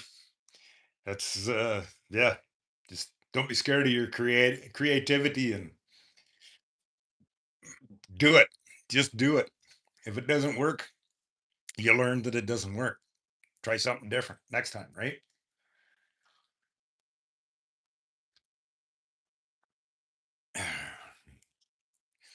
Who else we got in here? Don't be shy if you're in here watching, and we're all here. We're if you're new in here, we're having our morning coffee live with the 45, and welcome in here. Don't be shy. Join in. Say hi. Where you from? We can give you all a shout out of where you're from and what do you ride? What kind of motorcycle you ride? And I love it. I love uh, I love the shared passion for old motorcycles, you guys. Any motorcycles, not just old. Any motorcycles. And then whatever the stuff that I do, you guys, I love doing it. I love doing I love to do something one of a kind of just your own creativity. Why not? Right? So I support everybody in whatever adventures you try of make it happen. Like I said, if it doesn't work, you learn something. The mental spark to be creative. And creative is absolutely the mental spark. It's never shut your brain off. Mine never stops thinking of, how can I? That's like this one here. Flip this phone around so I can make sure that you can see what I'm pointing at. So I did a couple of videos. This seat, it's all wrapped up in leather. I The way that I found them, these are coil springs. They're about that big around and whatever, 5 or 6 inches high. I found these metal springs. They were all growing into the grass. And I tripped over, I caught the toe of my boot in them one day and it tripped me. That's how I found them. And so I kicked this spring out and there was a whole bunch of them in there all growing into the grass. And they're out of a uh, I think it was a 1936 Chev car. The dash or the odds and ends of this old car laying around. And I found the serial plate number on the dash panel or the firewall panel. And so this is out of these springs are out of a 1936 car. And I just grouped a whole bunch of them together. And then I got them wrapped up in a piece of leather here for my seat. So I and then I just got a piece of leather holding it on there. So if I need to take the seat off, I just undo this buckle and the seat comes off. Just something for crazy fun stuff. Why? Because I can, right? And that's just like you said, the mental spark is like, heck yeah, let's do this. And I just retired, so my mind is more free. That's awesome, Eric. So you got lots of time to spend out in the garage tinkering time and let's see your creative imagination. What get a piece of metal, a piece of wood, a piece of leather, and whatever your thoughts are. I love sharing my creative things that I've built. That's like my old 43 here. I built it. I, f- I built all this sissy bar and this handlebars and this handlebar bag to go to California. Some friends of mine in California, they give me a they sent me a short video of the one guy that owns the Born Free show that they were giving me a hard time. What a bummer that because my 53 Pan, which I'd been to the Born Free show the year before, and I blew the engine on the way back to Canada. And so they sent me a video. What a bummer that I couldn't make it. So that spurred me on to get this one built and on the road. And so this handlebar bag, it was a piece of leather that I wrapped it around a log, and that's why it looks like it does. It's built raw, real. Just I wrapped it around a log and put a couple of rivets in it here to hold together, and then the tail end of the leather. That's the lid. That's the lid flap on it. So I, I built a handlebar. I built a handlebar bag in whatever about a half an hour. Poked a couple holes in it so that I could strap it on the forks and okay, we're ready to go. Let's go. And oh my god, to ride a 1943 flathead from Canada to California, that puts a smile on my face every day of just the it's not about being in a hurry. To me anyways, it's not about big horsepower and being in a hurry. I mean, at different times I've Googled, I've seen everything from guys say that it's 18 horsepower to I think once I seen when I Googled that a 45-inch flathead was I've seen everywhere from 18 to 24 or 26 horsepower. So, and it's a 3-speed transmission, 3-speed on the tank shift. Yeah, I love it. Like I said, it puts a smile on my face every day.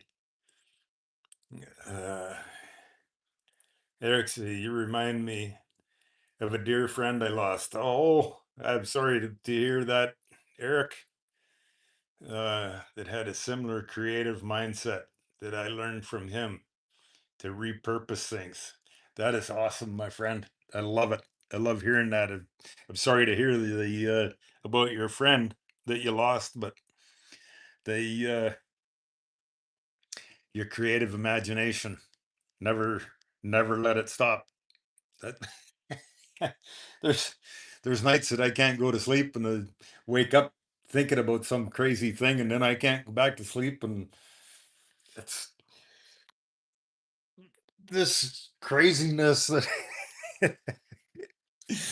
this craziness that puts a smile on my face every day is what it's about to me. And figuring out how to get on this live and do this and share this with you guys and you guys' input that of you joining in and sharing your comments and ideas. I absolutely love it.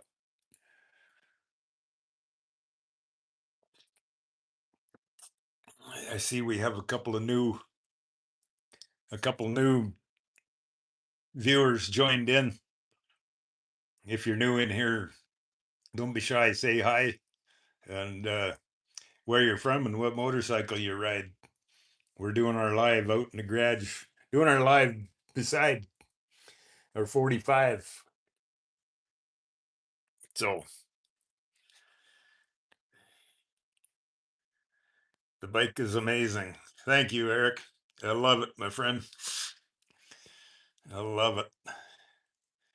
And that's this one here started with a basket case. It was a bare frame and boxes of parts. And so, like I said, I'm not sure if you heard me say, but I'm not a mechanic myself.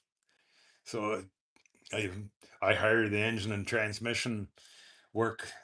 I hire somebody to do that because I'm not a mechanic, and I'm the first one to admit it, and not the least bit shy about asking for help. That this the building the handlebars and doing all this other crazy stuff I do. That's the stuff that's in my mind that I can do. So and yeah, thank you kindly for the much respect, Eric. Much appreciated, and same to you. And I can't wait to hear more of your uh, retired creative tinkering time stuff that you do too.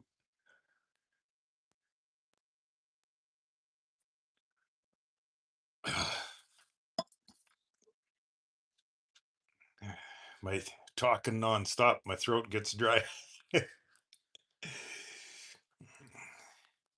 Who else do we got in here? Anybody else new in here? Don't be shy to say hi. Tell us where you're from, and we'll give you a shout out to where you're from. And tell us what kind of motorcycle you ride and what style of riding you do. Traveling all over. I've traveled all over North America. Um, I've been in West West Point, Alaska. Excuse me.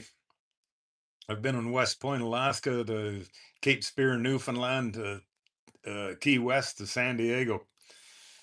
I've traveled all over our beautiful continent. It's an amazing place to live.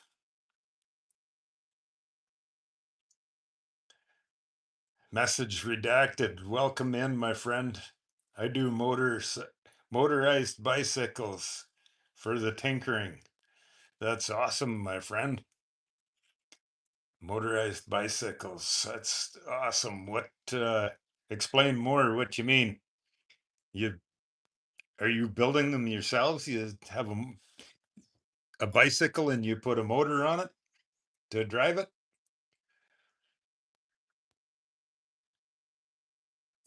Where are you from? What part of the world are you from? Share with us and welcome into morning coffee doing a live beside our 45. I love it.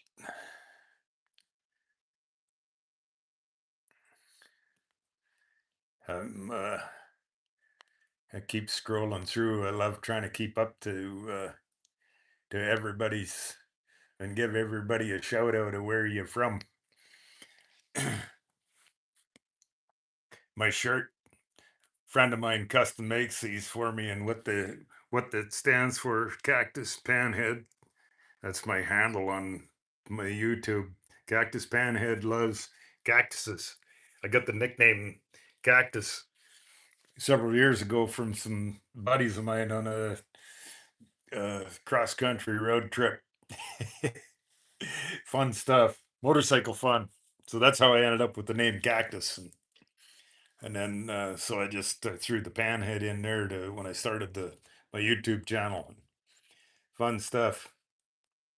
Eric, I designed a sissy bar that bolts onto the stock rear sissy bar bracket, but I had local iron fence company weld it for me, made from 1-inch square tubing. That's cool.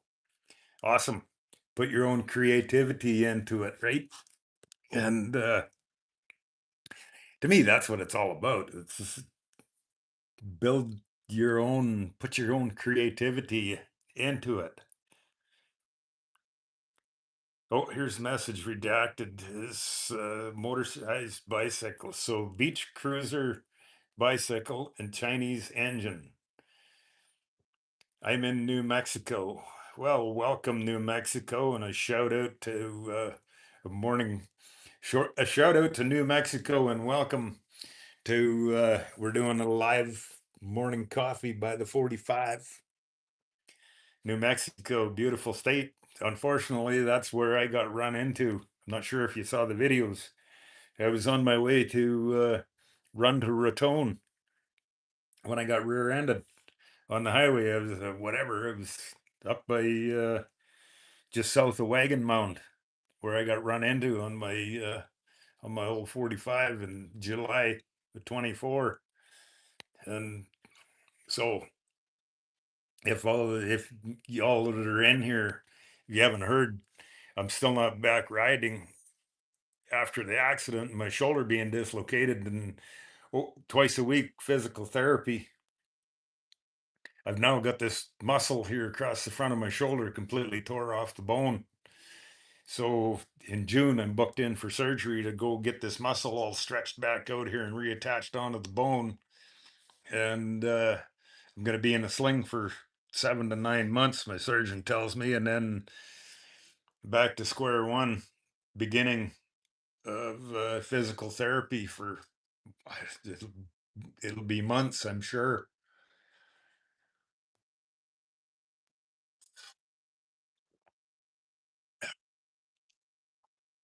I see we have some new members joined in here. Don't be shy to come in and say hello. Welcome, welcome to the morning live beside the 45 for morning coffee, wherever you're from. Say hi and we'll give you a shout out. Message redacted. Where about? Where in New Mexico are you from? Beautiful state, New Mexico. Who else do we got here? Like I said, don't be shy to say hi. Anybody flip camera around here? Quick little walk around to the old 45. It's if you're new in here, I show you. It's I got original old style foot rocker clutch, heel down, disengage, toe down to engage. 3-speed transmission with a tank shifter, shift gate on the tank. Take you for a little walk around the other side. Real quick look. I got a 6 overstock Springer front end on her. Original old single down tube frame. And that's an original old 1943 45-inch flathead motor. Kickstart only, 3-speed transmission. Yeah. It's an awesome, fun, cool little motorcycle. And get back around this side. So with the because I do lots of highway traveling on these old 45s, the tank on this side, this is gas. And then the tank over on this side, this is oil. So it's a small gas tank, got 3.5 gallons gas. And so that's why back here, hanging on the back of the sissy bar, I have a remote mounted auxiliary tank that's 3 gallons of gas. And then it's piped in. I got a hose here that comes out of the bottom of the tank, and then it runs in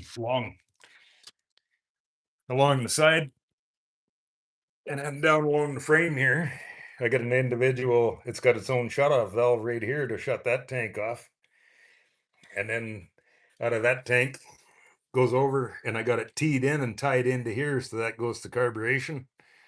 And so because this tank's higher, I have to keep this one closed.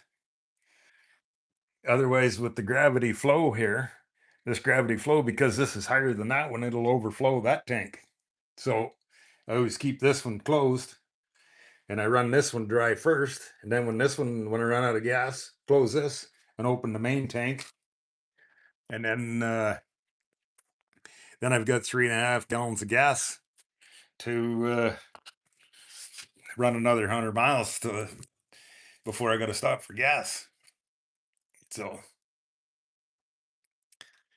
message your dad. I'm from Maine.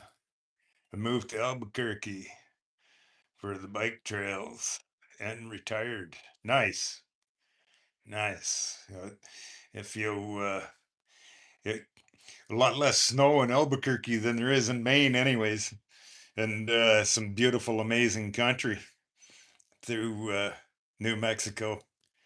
I've made several motorcycle trips through New Mexico over the years. Uh, my bikes are like a knockoff of the 1920s motorcycle. That's really cool. That's really cool. So, do you build them yourself, or or is there somewhere where you buy them? Um, what do we got? Holy moly! Yeah, the reserve tank. If you've scrolled through my channel and watched some of my other videos, I also have a reserve tank like that on my 53 panhead and my 82 shovel head. They're solid mounted tanks. Those ones, I've got them mounted like that, and then they're piped in with a hose and a shut-off valve. The same, very similar setup to what I have on here. But this one here, I'll get up and I'll show you again here of the reserve tank. So this reserve tank on this one,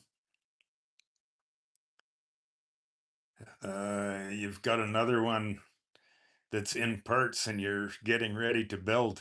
That's cool. Cool. You're doing your own creative thing, building your own motorcycles.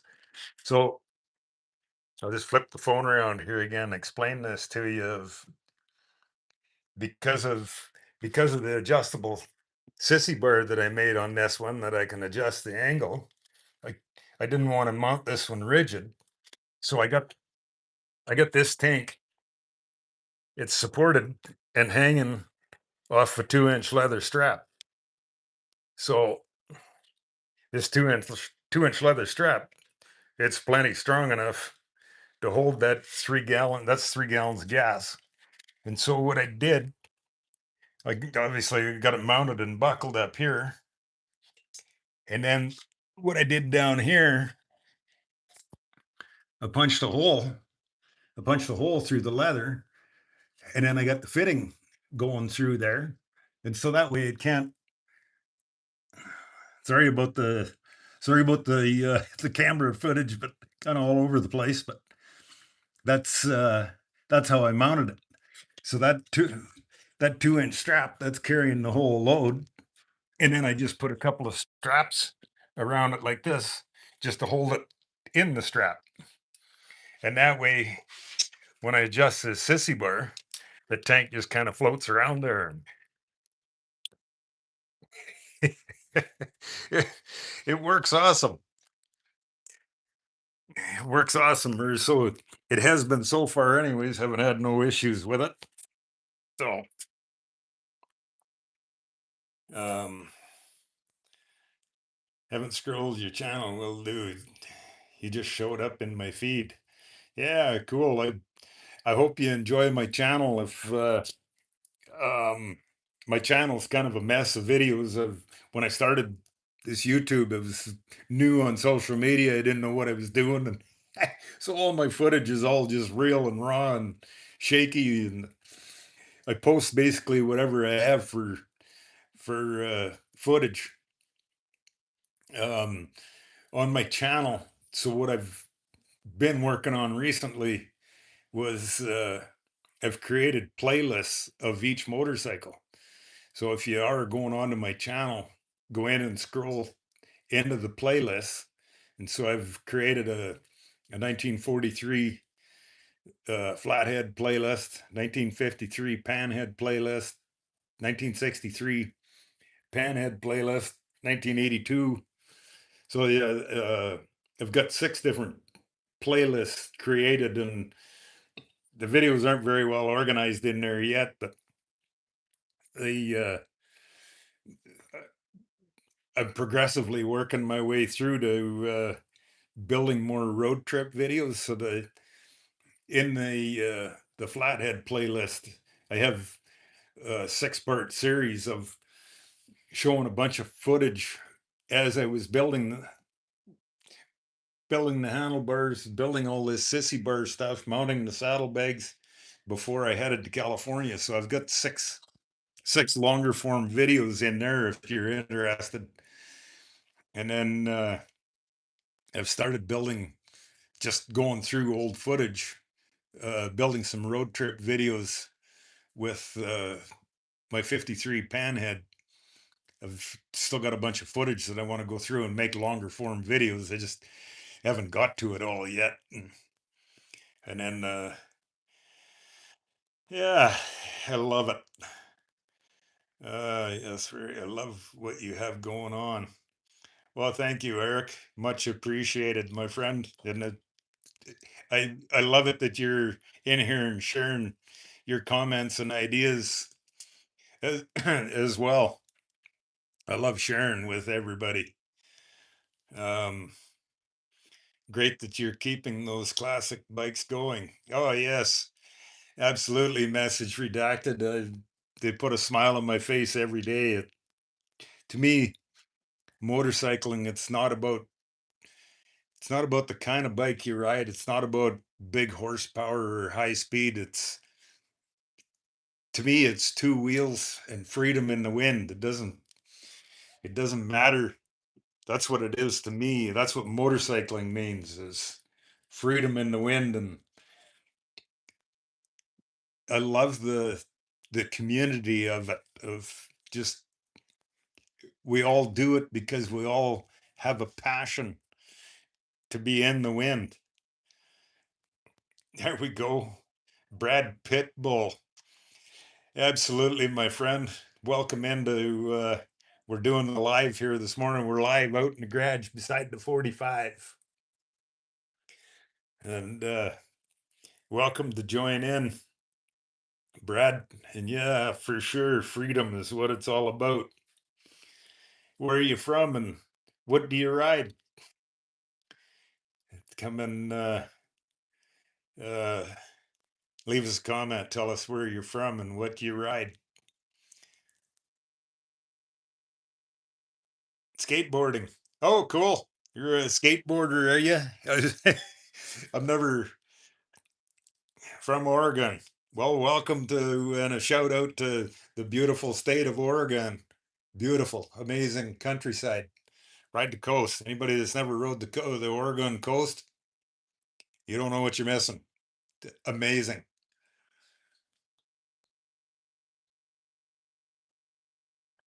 I've ridden up and down the PCH, the Pacific Coast Highway. I've been up and down it 3 different times over the years, and I've rode it twice going south and once north. Amazing, beautiful scenery. From Oregon, DRZ 400 and a pit bike. Awesome. Uh, just got back on after many.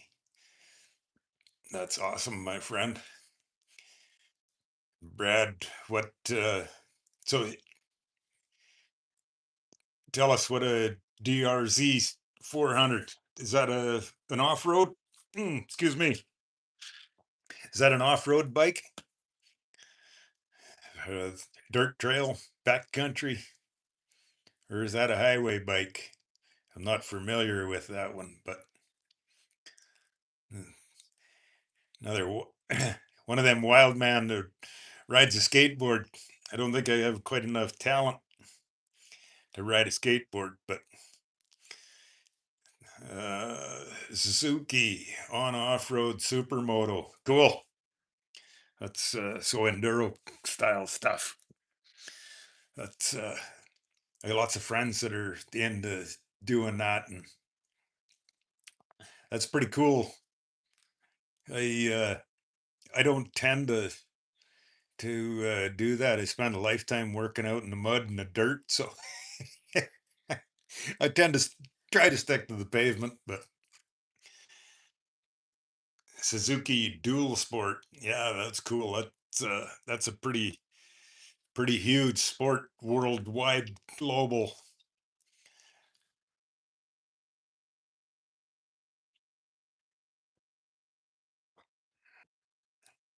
global activity.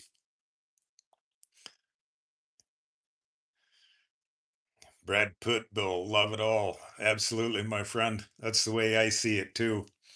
Love it all of the the passion for two wheels and to be in the wind. The wind don't care what kind of motorcycle, what the brand is on the tank or the size of your motorcycle. It's the freedom in the wind is what it's all about to me. So uh what I see we've got a couple of new joiners in here. Welcome to we're doing a morning live out in the garage beside the 45. If you're new, if you're new in here, say hello and where are you from? Where are you from and what kind of motorcycle you ride? We're all here, happy, positive, sharing motorcycle life.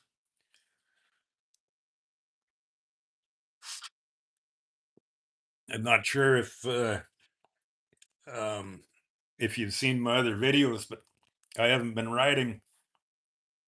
I got rear-ended in 24 and I dislocated my shoulder. And twice a week doing physical therapy for the last year and a half. I've got this muscle completely tore off of the bone now, so I'm booked in for surgery coming in June to reattach this muscle out here onto my arm.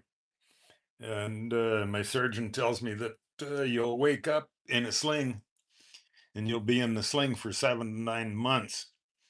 So I have a long road of recovery ahead of me yet. Uh, G35 Davila, beard is epic. Thank you kindly. Yeah, it's kind of my beard's missing being in the wind from being laid up and dislocated shoulder and healing up from. So I'm missing being in the wind. But thank you.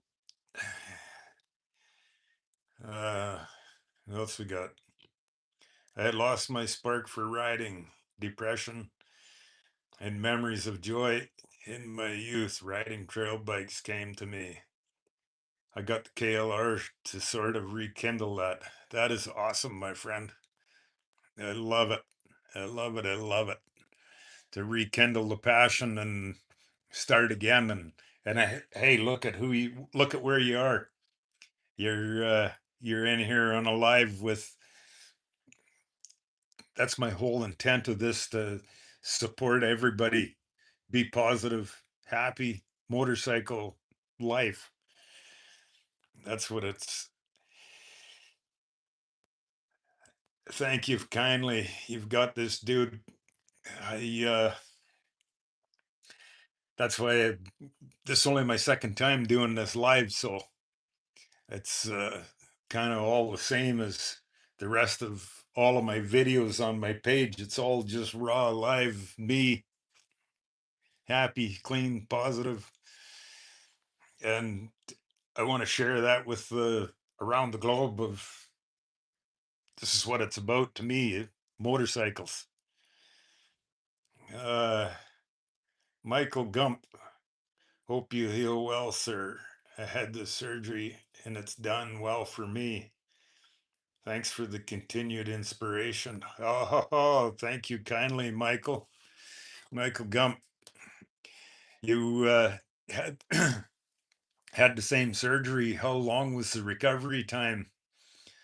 That's my surgery's coming up in June, and so what is yours healed back to perfect working condition? How long was your recovery and physical therapy afterwards? That's the unfortunate part is I'm missing motorcycle season. I never rode at all last year, and here it is. It's going to be another whole season of motorcycle miles that I miss. But I got to get this fixed because I can't lift my arm. So, message redacted. My aunt gave me a '72 Kawasaki trail bike when she moved. I took it apart and got it running when I was 12, 40 years ago. Wow, that's really cool, my friend. And that's really cool when you're 12 that you got it running. By chance, do you still have the old motorcycle too? That's so cool. I love hearing old motorcycle stories, and everybody's shared passion of it. Um, I see we have some more new joiners in here. We're having morning coffee live out by the 45 in the garage this morning. Share where you're from and what you ride for a motorcycles. Uh, Michael Gump have been 4 years now.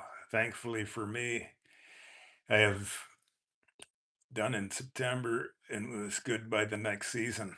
Wow, that's really awesome, promising to hear. The what the surgeon told me was just the the biggest thing when they reattach that muscle to the bone is giving it time to heal and grow together and not damage it. So thank you kindly, Michael, for the positive feedback and your prayers. Thank you kindly, much appreciated. Um,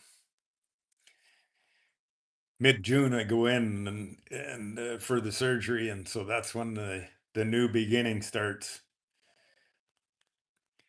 Do the physical therapy for Tide, brother.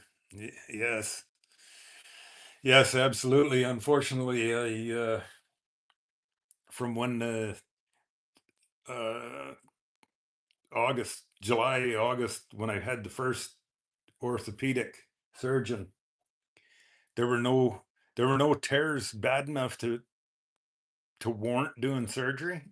That he said it would heal, and so having gone to physical therapy twice a week for a year and a half, multiple times, I told the physical therapist that every time that I was in there, the way they were moving my arm and shoulder around, that they were hurting it. And they were every time. But no, we got to keep moving it so you don't lose mobility. Well, apparently that hurt was real because I just went and had a new MRI done 2 weeks ago and then a follow up with the orthopedic surgeon to find out now it has that muscle completely tore off the bone across here. So now they got to go in here and stretch that out and reattach it, and then yeah, I guess it's a long healing process getting over, getting healed back up before you start physical therapy. So, um, I see we have some more morning joiners. Welcome into the, we're having morning coffee live out in the garage beside the 45. So, welcome, welcome in and give us a comment and tell us where you're from and what motorcycle you're riding. We'll give you a shout out where you're from and who you are, what your motorcycle ride is, and share your passion to ride and travel.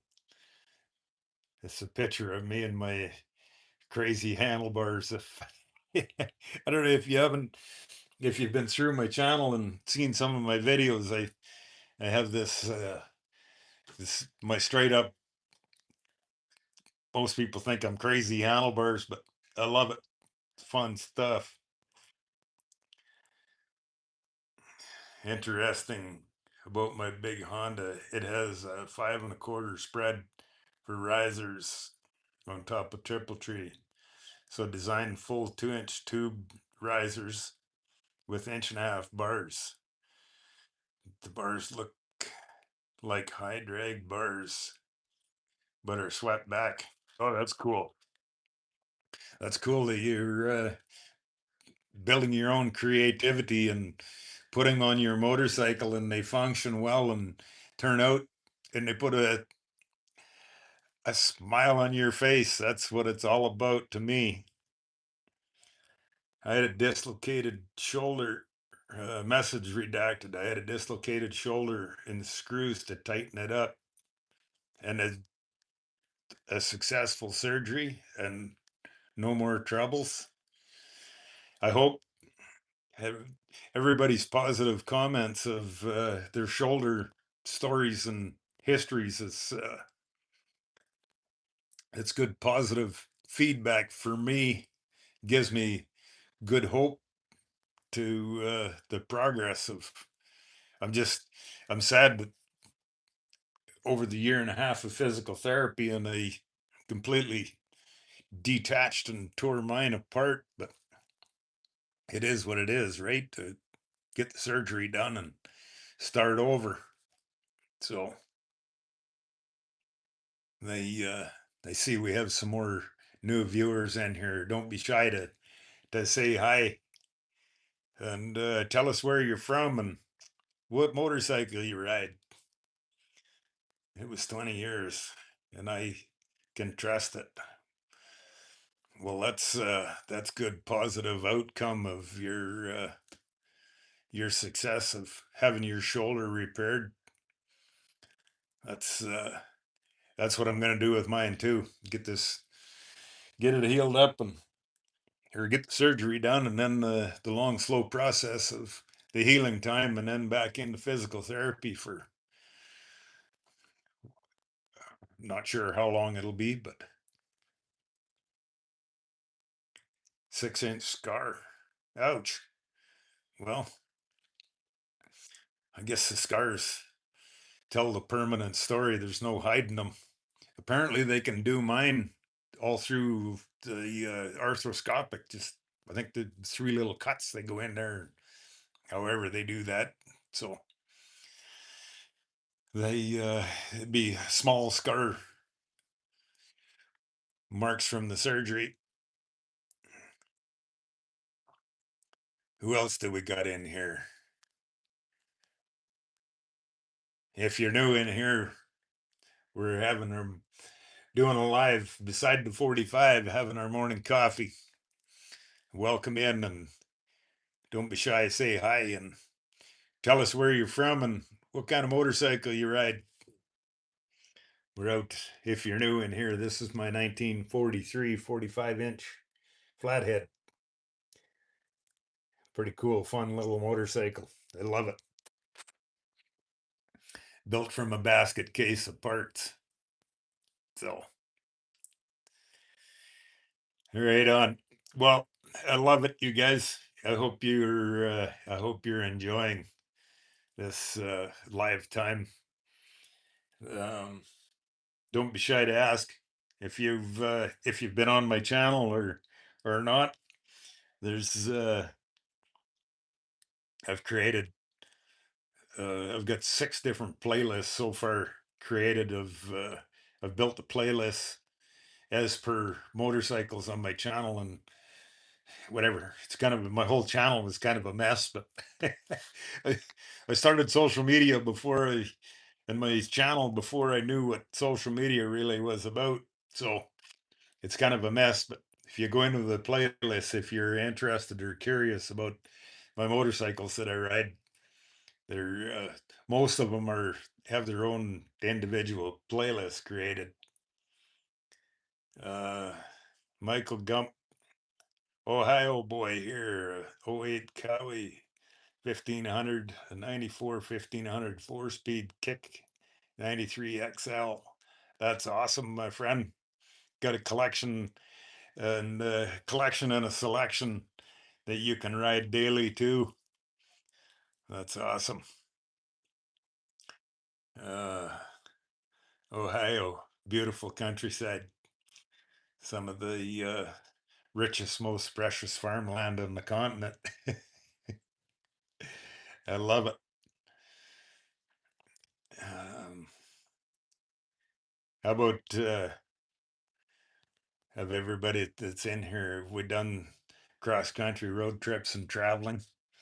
I've I lo- that's what I live for. I love being packed up. If you I get I get several comments on my channel and different videos of people say, "Why do you pack so much stuff on your motorcycle?" It's mainly because when you leave home, if you don't get home for a month, it's nice having your gear with you. So I always pack a tent, sleep bag, my clothes bag. I always pack rain gear with me. You never know what kind of weather you're going to run into. I don't know if you've been on my channel scrolling through. Um, I did a video with my shovel head in 23. Uh, I got caught in a snowstorm on my way. I left Texas heading back to Canada, and I got to Harvey, North Dakota, and I ran into a snowstorm blizzard, and I blew the motor. Thank goodness it was in a wooded area. There was lots of firewood that I could gather up a bunch of sticks and make a campfire and stay warm and dry until rescue come to get me. So that was quite the adventure. But motorcycle living, I love it. Um, Message redacted. I've got a collection, about a dozen pre-war to 1960 cruiser bicycles. Wow, that's cool. That's cool. That's do you have them posted on your channel? Bunch of videos and whatnot of them. But that's cool. You got a collection of old stuff too, old bicycles, motorized bicycles. That's really awesome. That's um, pre-war bikes. That's what this is. So this is a 1943 WLC. Oh, the history of it, the military bikes, the old military flatheads, and the ones that were built for the American military were a WLA serial number, and then when they built them for the Canadian military, they give them a WLC serial number. So, message redacted. I've got one. I'm buying one on eBay on my channel. That's cool, my friend. Awesome, awesome. Who uh, who else do we got in here? If you've just joined in, we're doing a live beside my 45 out in the garage this morning having morning coffee. Welcome into the live, and Don't be shy to say hi and where you're from, which motorcycle you ride. So it's always fun sharing the passion of our motorcycle life. Doesn't matter what kind of motorcycle or how big it is. It's all about two wheels and freedom in the wind. That's what it's about to me.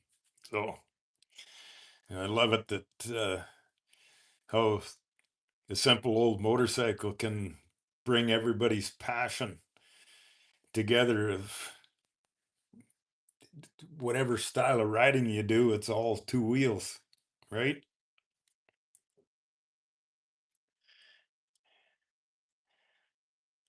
And yeah, like I said, if there's um, go on my channel, there's several playlists there of that I've created as per motorcycle. Some of them's got some build footage, and some of them's on the road trips, and lots of my stuff is just short video clips. They put a smile on my face every day, so I hope you share the same passion for your old motorcycles too, my friends. I've got one, Michael Gump. Have you heard of the Ohio Windy 9-inch? No, I have not. What is that a motorcycle run or what is that? Explain that to me. Explain that to us. I moved 5 years ago and I'm just getting fixed to restore the stash. That's awesome, my friend. Um, I went around the backside of the mountain, the east side of the mountain from the Albuquerque. You said you're right in Albuquerque. A friend of mine that lives in Albuquerque went for a ride around the east side of the mountain out of Albuquerque to the little town of Madrid. Stopped for lunch one day. Beautiful ride back around the backside of the mountain there too. Anybody, if you've ever, when you're traveling through New Mexico and you get to Albuquerque, take that route around the backside of the mountain through the little town of Madrid. Beautiful little two-laner around through the mountain hills.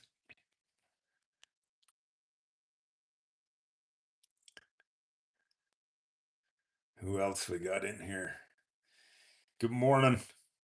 Anybody that's new in here, we're having doing a live beside the 45, having our morning coffee. Welcome in and write us a comment of where you're from and what motorcycle you ride. 9 roads out of Athens, Ohio. Tours the best back roads and the twisty roads. Many along the Ohio Appalachians. Check it out. Worth the adventure. Heck yeah, that sounds like an awesome fun. Um, how long is that? A couple day road trip, or how many miles is the loop, or is that a couple day road trip? Sounds like an awesome adventure. Is that a weekend they do get together and go do it, or is that just kind of a, a well known loop to ride through the area? Sounds like a good one though. The the Appalachian Mountains. So I've rode in and out of them, back and forth across them from 300 miles north of Quebec City to right to Key West, Florida. So there's some amazing, beautiful countryside. Um, have a good day. Enjoyed the stream and your thoughts and commentary. Very impressed with your creativity and mindset. Going to make some breakfast, Eric. Thank you kindly, Eric. Thanks for your positive feedback and coming to join in with the live and sharing your comments, and it's awesome. I love it. You're welcome back anytime. Um, Eddie, welcome in, my friend. Yes, I'm just new to this. Is the second time I just did my first live last night, and I thought I'd come and try it again here this morning. Uh, just to welcome in and do doing a live. We're having a live beside our 45 in the garage, having our morning coffee and saying welcome to everybody. Um, Eddie, my shoulder not good. So after a year and a half of doing physical therapy twice a week, my shoulder's getting worse and worse, and telling physical therapy, and finally I went to orthopedic surgeon 3 weeks ago, and he said MRI, so I went and had new MRIs done, and went for a follow up visit last week, and I now have this muscle that this muscle that comes out of here that goes across. I have it completely tore off the bone, so now I'm booked in for surgery middle of June to go and get the muscle reattached, and surgeon tells me you're going to wake up in a sling, and you're going to be in the sling from 7 to 9 months before I start physical therapy. So I have a long road ahead of me yet, and so I'm really disappointed. Going to be another whole season of no motorcycle riding, and so apparently we're going to be doing lots more. We're doing lives beside the 45s and talking, visiting, and I love everyone's support, and thank you kindly for all the prayers and well wishes to the healing. Um, Message rejected. I've been making workbenches and tables from oak pallets for about 2 years, and made a bike shop of an old single wide trailer. I've gone from Maine to Florida on a 75 Ducati, 750 decades ago. Oh, that's really cool. That's really cool that you built by hand, right? Your creative imagination, and build something out of your creative imagination. That's awesome. Um, each route varies between 79 and 120 miles. Primitive camps, go when you want. I've done 4 routes in 5 days. I'll be back on the other 4 this summer. Wow, that's really cool. So you could easily make a week long trip out of it. Of It's such the Appalachian Mountains are amazing countryside to ride through. This, I mean, I've been back and forth across the mountains several times, and it's amazing scenery. Our whole continent of North America is amazing, and the style of riding you do, I love it in the mountains. I love it out in the open prairies. It's just our continent is so amazing, and the freedom to be able to travel is outstanding. Eddie, keep the faith, brother. It will get you better. Absolutely, my friend. Thank you kindly. The the good Lord's angels give me a soft landing, considering how hard I was hit and how far I did the Humpty Dumpty tumble down the highway. I I posted a video. They there's there's no commentary. They When I was laying on the pavement at the accident scene, I gave my phone to somebody that stopped by, and they walked down the pavement to where the skid mark started on the highway, and then they counted the yards back to where I was laying on the pavement. And that's pretty much all the guy says in the whole video. So I went through and I just added some text words on there. It's on my video on my channel if you're interested in seeing it. You can see the white Dodge that run into me, and then the white Dodge on the shoulder of the road, and then the bike is further down in the ditch. So when the bike stayed upright the whole way down the pavement, because that whole way down the pavement, the tank didn't get touched, the air cleaner didn't get didn't get touched.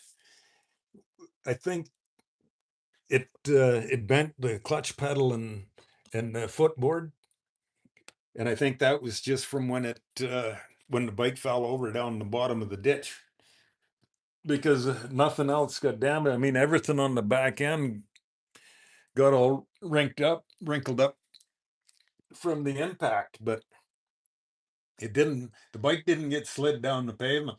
The handlebars didn't get bent.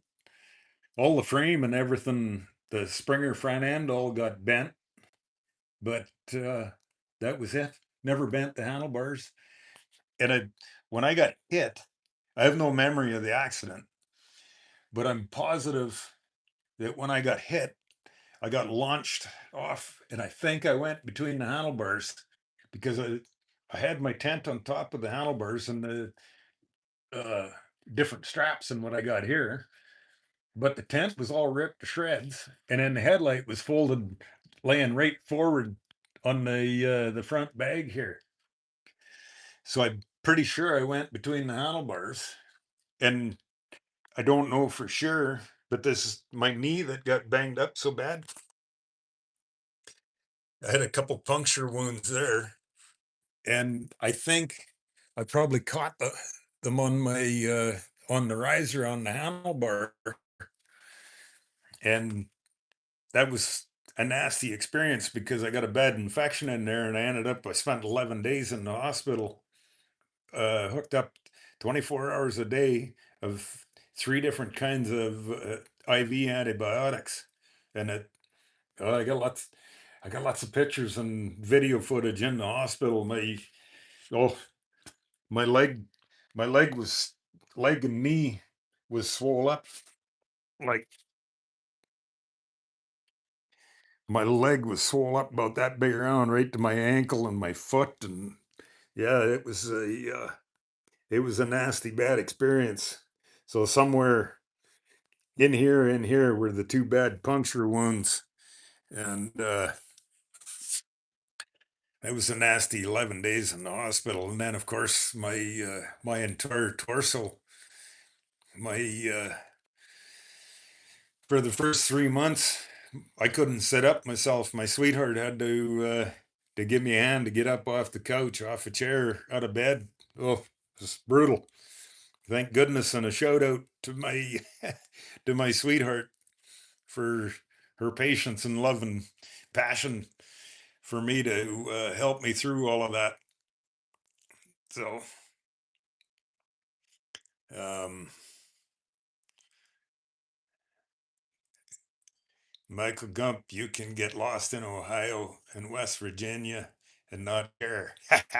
That's a motorcycle man. No map, no plan, no hurries, no worries, and freedom in the wind.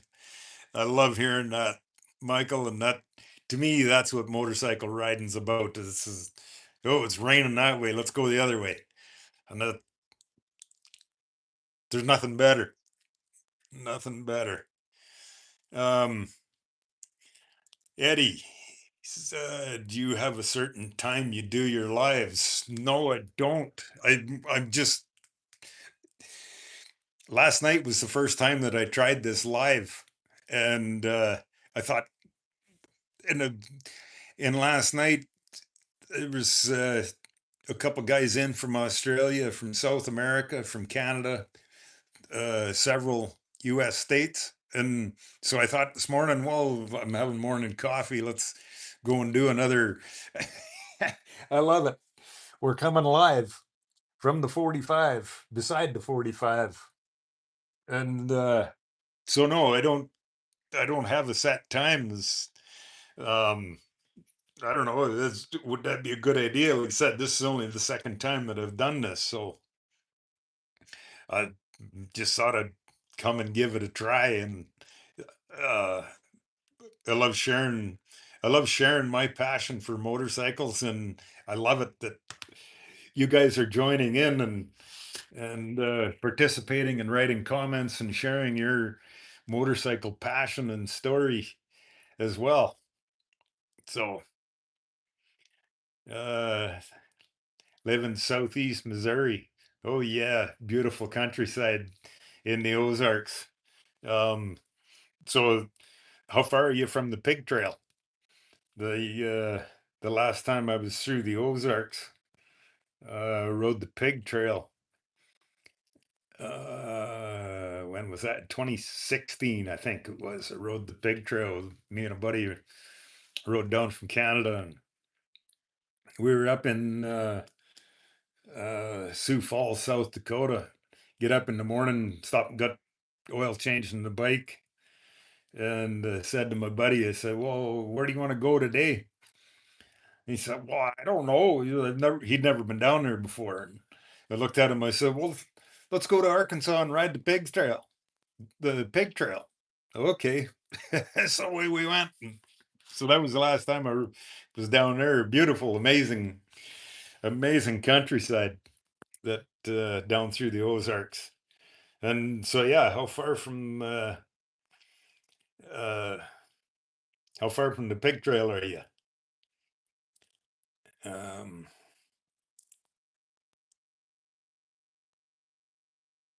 that's awesome. Who else do we got in here? Um, yeah, Michael Gump. I love that. I love that you can get lost in Ohio and West Virginia and not care. That's what you call motorcycle riding. You don't need a map. And I've traveled corner to corner in North America without a map. The only time I ever really look at a map is if you specifically want to go find somewhere. But other than that, whatever way the wind blows. uh,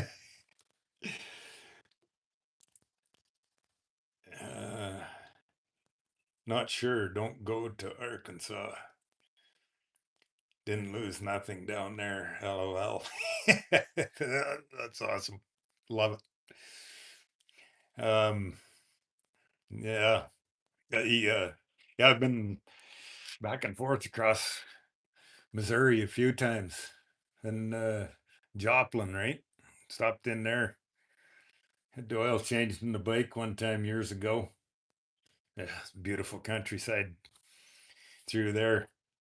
Oh, hopefully you're not getting seen on the weather. You getting some bad storms through that country. Hopefully you're not getting any bad storms through your area where you're hail from. Who else do we got in here? Let's see, we got a couple of new folks joined in. If you just joined in, we're doing the live beside the 45, having morning coffee. Don't be shy to join in and leave a comment. Give us a comment where you're from and what you ride.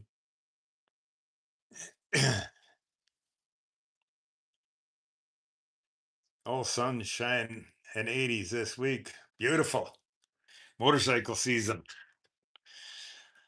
Motorcycle season. I love it. I can't wait to get back to motorcycle season, but this here is kind of priority in taking control of motorcycle season. So, unfortunately, I'm out of commission for motorcycling. So, um, yeah, that's awesome. Eddie, did you, Eddie, what kind of bike do you ride, my friend? I just scrolling back in the messages. No, you haven't. What kind of motorcycle you ride there, Eddie? Throw us a comment to what you're riding. Who else do we got in here? Don't be don't be shy to come in and leave us a comment. Oh, Eddie, don't ride anymore. Retired and sit back and watch. And well, if you've I assume, Eddie, that you've been in and on my channel and watched some of my video footage. Brody from Connecticut, but in Polk County and in 2020 Street Glide. Awesome, Brody from Connecticut. Beautiful, beautiful countryside. The last time I took the ferry across from Long Island over to Bridgeport and then rode up the coast went to Kittery, Maine. Little road trip. Brody just started riding last year, surprisingly after having my first baby boy. LOL. Well, congratulations on the baby boy, and welcome to the motorcycle community, my friend. I hope you enjoy it and have the same passion for motorcycles and riding, traveling with them as I do. And yeah, welcome in. Like I said, welcome to the community and welcome to, we're doing a live beside the 45 this morning. This is my old 1943 WLC 45-inch flathead. I'm not sure if you're aware, I was rear-ended on the highway July of 2024 and suffering a dislocated shoulder, and I just uh, booked in for surgery in June to go get the muscle reattached out here onto my arm. So I'm out of commission for motor motorcycle season for a while, unfortunately. That's why I like bike talk. Michael Gump, that's why I like bike talk. Today I learned about the pig trail, and we'll add that to a list after I make it to Crazy Horse. That's awesome, my friend. I love it. I love it. I'm the same way. Love talking to motorcycle people and the shared passion. We all share the exact same thing of two wheels and freedom in the wind. It doesn't matter what kind of motorcycle you ride, it's two wheels and freedom in the wind. And we all share to me, we all share the same passion of happiness and smile of our old motorcycle, our new motorcycle, whatever our motorcycle, right? Um, Bridgeport is atrocious, haha. But the whole ride to Maine must be a great ride. Oh, yes, absolutely. But I mean, whatever the traffic is, what it is, right? You run into that everywhere. The big cities, the traffic it's so busy, but it is what it is. That I do, I, I tend to more the countryside. I have, I get a 2000 Softail at home. It's got the fourth engine in it and it's got 290,000 miles on it. And I've rode from Alaska to Newfoundland to San Diego to Key West, and the freedom that we live and share on our continent of North America is amazing. And the freedom to travel is just, it puts a smile on my heart and soul every day. Route 201 in Maine, Old Canada Road was my racetrack. Oh, that's cool. I've never heard of that. Route 201 in Maine, Old Canada Road. I am assuming that's a windy, twisty little two-laner through the backwoods through Maine. Am I right? their message redacted. That sounds like a fun road trip. The last time I rode through Maine, well, the last time I was in Maine, I rode up there to Kittery, Maine, to have a lobster roll, and then headed to Florida.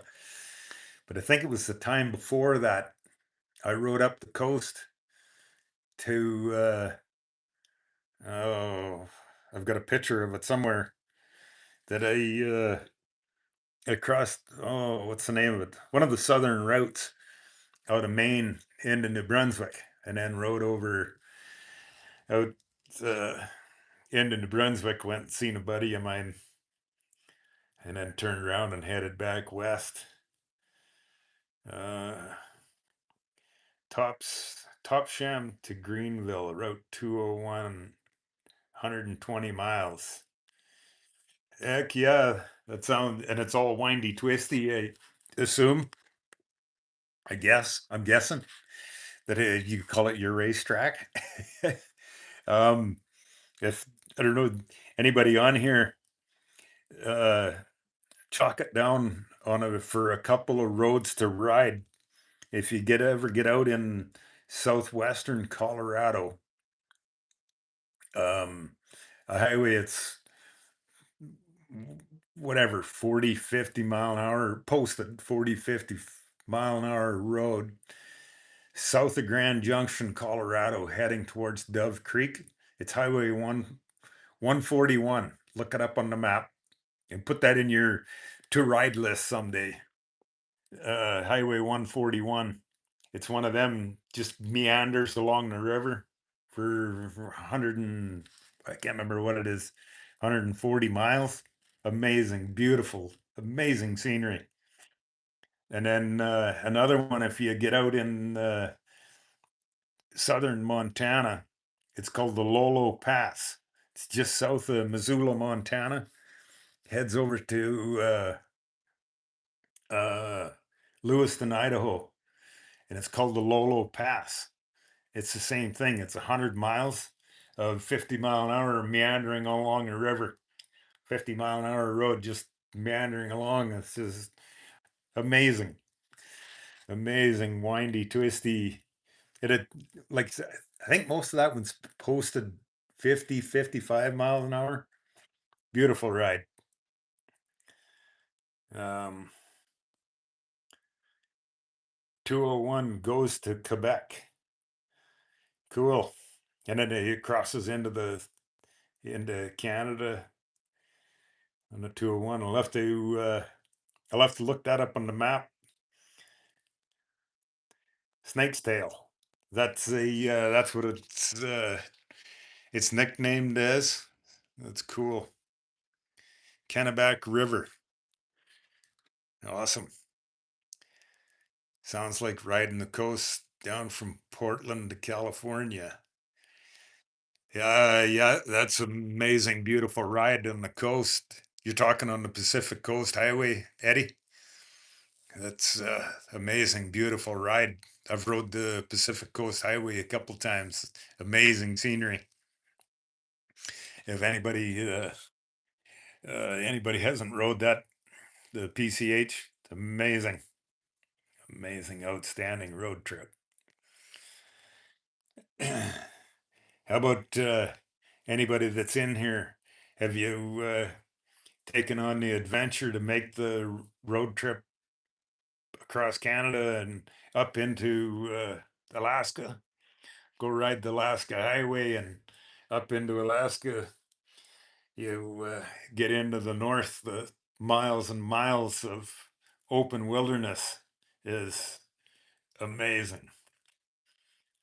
Uh, Michael Gump, I just checked out the Lolo. Someone posted a sign shows winding road next 99 miles. Yes, that's it. That's amazing, beautiful ride, my friend. If you get over that direction someday, amazing, beautiful ride. And then and the same thing, like I said, that if you're sitting there and on your computer or got your maps open, look up Highway 141. It's just south of Grand Junction, Colorado. That's amazing, beautiful ride too. And then when you, of course, when you get down to southern Colorado, there's endless miles of beautiful scenery there. That's where the uh, Cortez. That's whatever it is, 45 or 50 miles from the Four Corners area. And then, of course, just go west of there to Durango, and then go north of Durango up the $1 Million Highway, and then the Red Mountain Pass. Amazing, beautiful mountain road trips up through that area too. Oh, and something else that if you get up in that area, um, something that it it's a national park. It's called Black Canyon. Look up Black Canyon. I think it's 8 miles off of the main highway. Go for a ride up in there, and you can ride. It dead ends down the bottom, but you can ride down into the bottom of the canyon. And if I remember right, I think it's a 20% grade for 5 or 6 miles. So when you're going down this hill, it's literally like this, and you're in first gear, and you have to use the brakes going down there. That's how steep it is. And it just goes down to the bottom, but it's a fun, cool little it's a fun experience to be in first gear, and the hill's steep enough that you need the brakes because you're revving the engine in first gear, just idling down the hill. Grand Junction, south is the Arches Park. Yeah, that's right. Grand Junction. Well, it's you got to go west. The Arches Park is over by just north of on the north side of the town of Moab, right? But as you're talking about that from Grand Junction when you're heading over there, I believe the name of the trail is Dinosaur Trail, and it's down along a river valley too, and amazing, beautiful scenery down that road too. Yeah, that's right. Green River goes south of Green River, or to get off the interstate. I think if I remember right, I think it's called Dinosaur Trail, and it's somewhere east of Green River because Green River is right on the interstate. On is that 70 through there? I think that's I-70. Uh, Somewhere south of there, there's a cutoff you can get off not too far out of Grand Junction, and it winds its way down and heads down towards Moab. Comes out just north of Moab, north of the Arches Park, there somewhere. And like I said, if I remember right, I think it's called Dinosaur Trail. It's a beautiful ride too. I've done lots of miles of traveling, you guys, so I love I love it hearing everybody sharing everybody's stories and sharing our motorcycle passion for traveling and riding. Uh,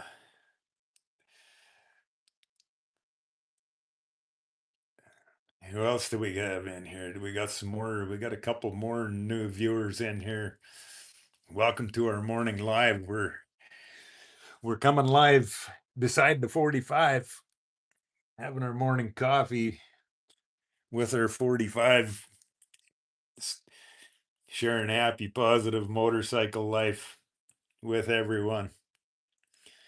Um, Thank you kindly for all the hearts and everybody's happy, positive support, and welcome to my channel. If you're new in here and you haven't heard me say on my channel of my crazy wild motorcycle passion, and I've created uh, six. I got six so far. I've got 6 different playlists on my channel created, and I created the playlist as per by whichever motorcycle. So if you're interested, there's several videos in there, and I'm gradually working my way through a bunch of old videos, trying to make longer videos of road trips. So it's whatever, all my footage is all just me, not much different than me sitting here. It's all real and raw, and as it happens along the way, mishaps and breakdowns and whatnot. Yeah, I started building this my YouTube channel when I didn't really know what I was doing on social media, and so everything's loaded. Everything's loaded me, real and raw. Just my happy passion for my old motorcycles, passion and traveling, sharing with everybody. And yeah, if you're new in here, write us a comment. Tell us who you are, where you're from, and what motorcycle you're riding. And don't be shy to join in. And we'll we'll give you a shout out to who you are and where you're from and your motorcycle passion, like a bunch of the rest of us all share.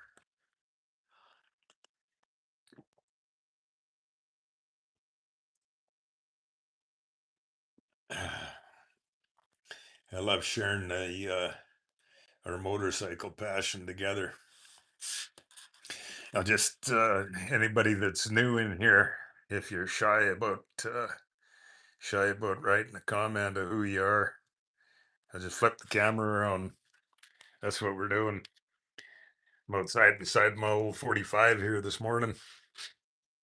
This is my, if you've seen my videos or not, of this is my old 45 that I built the my adjustable sissy bar with the old farm machinery parts. So the way this all works, these handles here, squeeze this handle up, and it lifts that gear out of there, and then I can adjust my sissy bar. So it works.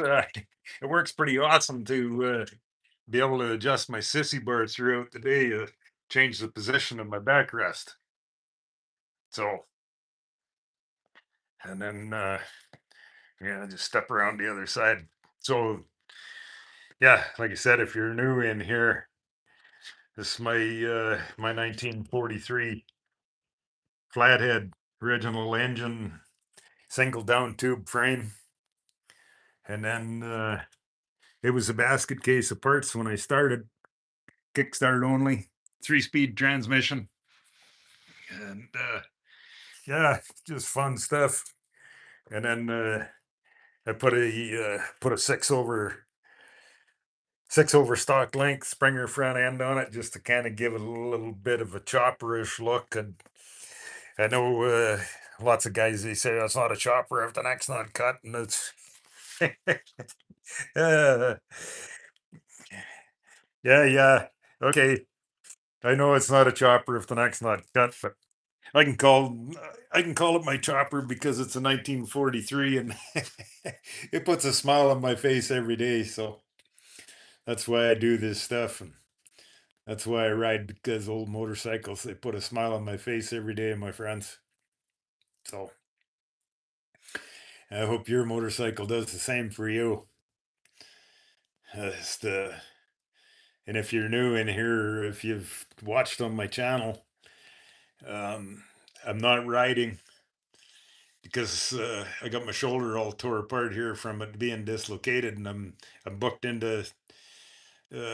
for surgery here in June to reattach. So this whole muscle where it goes up into your shoulder, I got it tore off the bone. So I'm in for surgery here mid-June coming up, and then the recovery process starts all over. Uh, yeah, there you go. Exactly, Eddie. That's the way I see it. It's your ride. Call it what you like. That's exactly the way I see it. And as long as they put a smile on her face, that's why we do this, right? So I love it. You guys sharing and joining in with this my live session here, and you sharing your passion and motorcycle stories. I love it. Better not to change the rake too much on or the fork on the fork. Yeah. No, that's right.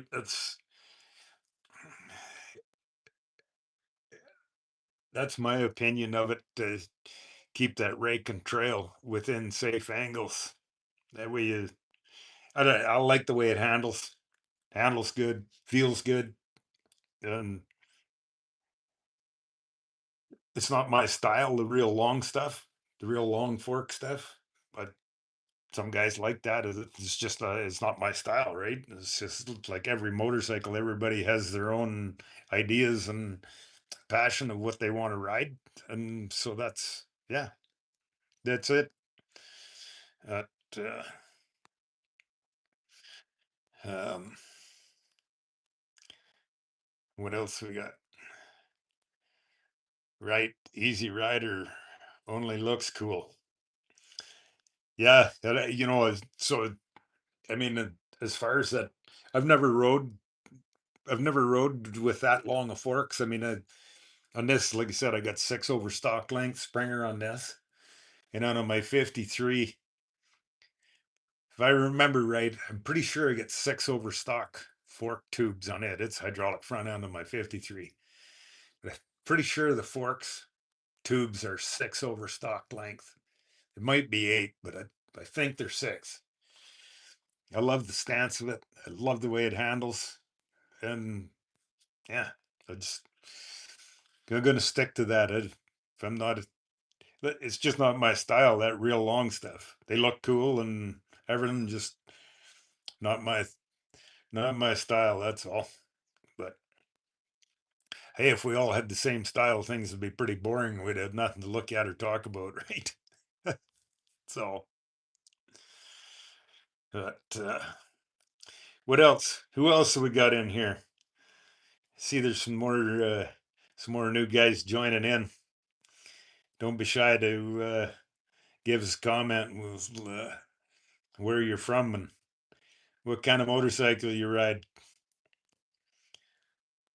Oh, well, like I said on my channel, I'm still slowly working my way through old footage to build some more long videos, some more road trip kind of stuff, of the mishaps and the fun stuff of the my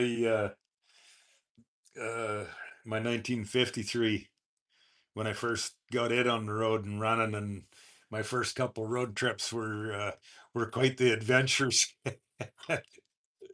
My first road trip with that, I um, instead of putting a stock generator on it, I put there's an aftermarket alternator that I put on it, and so I put that on there, and for whatever reason, it was putting out a way more voltage, and so the it was a kit. And so the voltage regulator that come with this alternator, it mounts in the same place, gear drive off the front, just like it is on the 45. But it was putting out a way too much voltage. So it burnt out a couple of regulators and then okay, well, this ain't gonna work. And I was on a road trip from Canada heading down to Colorado. And so I put a new voltage regulator on in Lethbridge, Alberta. And then I get down to I didn't even get into Butte, Montana, uh, in the dark, and I'm heading. It's long when you're heading south on the interstate, heading down into Butte. It's a long downhill run into, and it's dark. And whatever, it was only a couple miles north of Butte, and all this bleh, it burnt the regulator out again. So from Alberta, get down to Butte, burnt the regulator out again, killed the battery, bike died. So the next morning, I go to an auto parts store. I find another battery. I run over to the Harley shop, and I find a voltage regulator. I'm thinking, well, I get it. That regulator obviously didn't work. Something, it's putting out a way more voltage than it should be. So then I bought a voltage regulator off a newer model Softail, put it on there. I leave Butte, Montana, and I didn't make it to Pocatello, Idaho, and blew it. It died again. Killed another battery. So then I was like, oh my God. And so I'm heading to Durango, Colorado. So I ended up, I bought two batteries and a little charger, and I ran down the highway until the bike quit. And then I'd change the battery and run on the next battery. And then get to a point where, well, I better stop at the gas station and plug this charger in, charge my spare battery. And then, so that's what I did to get to Durango. And once I got down there, I bought a voltage regulator off, I can't remember, it was a 90, whatever, 97 FLH, thinking, well, it's got to be a bigger voltage input capacity.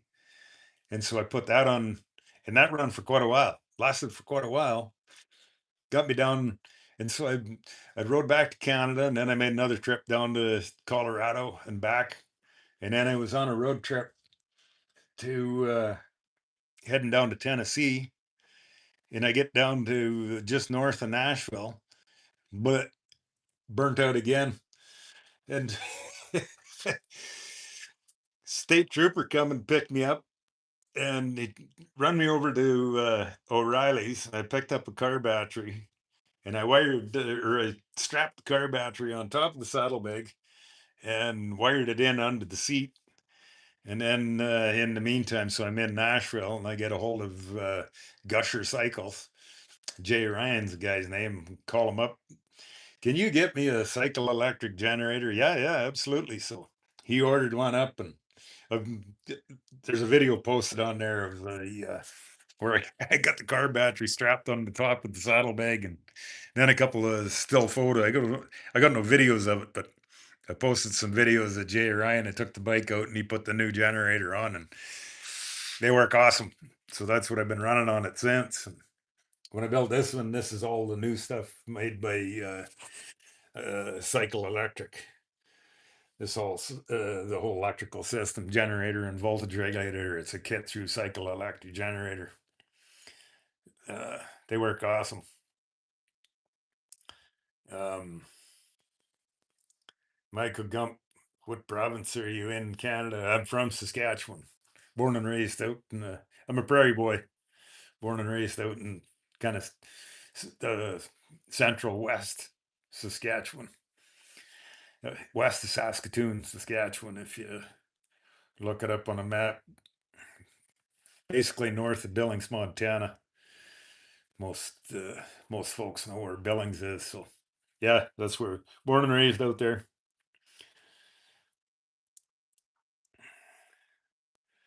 Who else do we got in here? I see we got a couple more folks joined in. If you're in here and just joining in, write us a comment where you're from and what your motorcycle you ride. We're doing a morning live. Doing a morning live beside the 45. Having our morning coffee. Well, my coffee's empty, so I hope you all are enjoying this and spending some time out in the garage. And uh, Michael Gump, nice, and a hell of a story on making things happen on the road. On the road trip. Right, exactly. Adapt, improvise, and overcome, and carry on. That's exactly what it's all about. You know what I'm talking about. You've obviously done the same thing over the years, and have the patience and don't get in a hurry. And I love it, absolutely love it. So you sound like you have the same passion as I do, Michael. So hope everybody that's in here kind of shares the same passion. And if you're in my channel and watch some of my footage, none of it's really edited too well, or it's kind of all live, raw, and real as it happens. Motorcycle happiness. They put a they give me happiness in my heart and soul and a smile on my face. And I wish and share everybody that's in the motorcycle community, they share the same thing. So if you're new in here, or if you just joined into the live, that's I- I've been calling this, we're live beside the 45 out in the garage. We're having a morning coffee, having a morning motorcycle chit chat, and I love it. You guys sharing your motorcycle experiences and passion, the same as, and I hope it brings the happiness and the smile to your face like it does myself. So, what are we? Yeah, if there's anybody new in here, don't be shy to join in and s- throw us a comment there, and we'll give you a shout out. And I had a regulator and battery burning my tail about 40 minutes. I made it in my drive and kaput. Found the battery and regulator blackened. Oh yeah. Mine didn't turn black. It just obviously fried it, and then of course it don't take long when they without a regulator and it cooks the battery, right? But the one time, well, I have had the battery so hot you couldn't touch it, but they the, them little motorcycle batteries, they don't like that overcharging for very long, and so um but it I don't, they cycle electric, made in the USA. You can call them guys, they're awesome to talk to. They'll couple of years ago I phoned and talked to the guys, and they said, yeah, you run our generators, you run their kit. They come as a generator and regulator together. So on the pan head and the generator shovel heads, I'm sure you've seen them, know what I'm talking about. The regulator is built right onto the end of the generator. On turn the light on here on the 45. There's so hang on, flip this camera here so you can see what I'm talking about. On the 45, they don't build them like that. The generator and the regulator isn't mounted because of the way the setup is. The foot clutch, there isn't room to put the regulator on the end. So it's just the bare generator, but it's all made by, when you buy that kit for the flathead, get the regulator, it's independent mount. So you mount it elsewhere, but um, it's all cycle electric equipment. And so you can phone Cycle Electric, and them guys are so awesome to talk to. They're all made in the USA. And the guy told me, he said, you can run our generator and regulator. He said you can take it off and send it to us, and they'll go through it and do a rebuild on it, and it costs you the parts, costs you to ship it to them, and the replacement parts. So they'll go through it and do a rebuild on it, and it costs you the parts. So yeah, pretty American American made, awesome. And they're hook a wire up to them and done. They're awesome. I got one of my 53, and it no trouble whatsoever. I got one of my 63. They're trouble free. Um, who else? We got somebody else in here. Bennett Ashore. Welcome in, my friend. How are you, brother? You're a legend. I live in Australia. Well, a big shout out to you, my friend, and welcome from Australia. I'm doing well considering all. I I unfortunately I just found out here last week. I went and had new MRIs done. Uh, uh, the new MRIs are showing I got this muscle completely tore off the bone, so I'm booked in for surgery to reattach to pull all this muscle back out and into here and reattach to the bone. And orthopedic surgeon tells me that I'm 7 to 9 months in a sling before I start physical therapy. So I've got a long session ahead of me yet, my friend, to where I get back to my motorcycle riding. And so well, I just this is my second live. I did my first live last night, and trying to stay in keep a positive smile on my face and stay involved with my motorcycle community of friends. So yeah, you're welcome in here, my friend. And like I said, a big shout out to us across the planet to Australia. What part of Australia are you in, my friend? And what kind of motorcycle do you ride? I love it. Like I said, welcome to my channel and to our morning live here, or well, it's morning here in North America. I imagine you're what are you, middle of the night in Australia? But welcome in here, my friend. Who else do we got? Who else do we got here? Do we got any more new ones in here?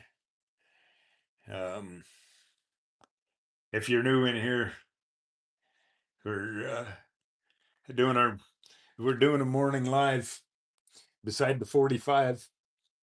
We had our morning coffee here. My coffee cup's empty. I need I need to go make another coffee. But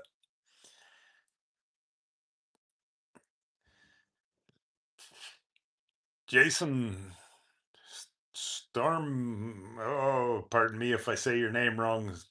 Stormon, afternoon. Where are you from, my friend? Welcome welcome to my channel and joining into our motorcycle live. Who else do we got? Where you, where you from? Throw us out a comment where you're from and what motorcycle do you live? Do you ride? Where do you live and what motorcycle do you ride? Who else do we got? Brad Pitbull. What part of the country are you at, brother? I'm from Saskatchewan, Canada. The central western plains of Saskatchewan. That's where I grew up. Uh, Jason, North Carolina, Smoky Mountains. Awesome. I've been through there a few times. I've actually, one of my videos, I've got you can see I've got a hoodie from that, what's the name of them? Cherokee County Choppers. Stopped in there actually the last time in 2016 when I was through North Carolina. Stopped in there at that Cherokee County, I think was the name of them, right? And then yeah, been through camped at Bryson City before. Rode the tail of the dragon a couple times. Yeah, beautiful, beautiful over there through the Appalachia. Amazing, beautiful countryside you live in. And kind of motorcycle do you ride over there? Ride them windy, twisty roads over there. Amazing, beautiful. That's all my area. Cool. I, I've been through your neck of the woods, and yeah, I can't remember. I have to look at a map. It's 2016 was the last time I was down there and rode. That's when I stopped at Cherokee. and then rode the tail of the dragon, and then up headed north from there, headed back into Canada, went up through all through West Virginia and made our way over to Pittsburgh and up through where did we go up through I can't remember, somewhere up upstate New York, and then crossed into Brockville, Ontario, and yeah, just beetling around the countryside, making miles. Uh, I have a street glide and a custom built Dyna. Nice. Awesome, awesome. Which is your favorite to ride? I know it's hard to pick a favorite when you love them all. I have the same problem. uh, Brad Putbill. I live in Vancouver, BC. Oh, welcome, welcome from Canada to Canada. That's cool. And what do you ride for a bike? They're Brad Pitbull. Are you right in the city of Vancouver? Get out there and do some motorcycle riding and traveling. What kind of bike do you ride? Lots of amazing, beautiful countryside you get into all over the country of British Columbia too. Amazing, beautiful scenery. Dinah is my favorite. Jason down there in the Carolinas country. Dinah is my favorite with the Evo. It's simple and fun. Oh, yeah, that's cool. You're running an older model Evo. Great running engine, aren't they? Yeah, that's awesome. And like BC, Brad Pitbull, like BC. I'm down in Oregon. Oh, nice. Yeah, Oregon, amazing, beautiful countryside to ride through there too. Go ride the coast, and then there's some inland mountain roads that are just absolutely amazing to ride and travel through.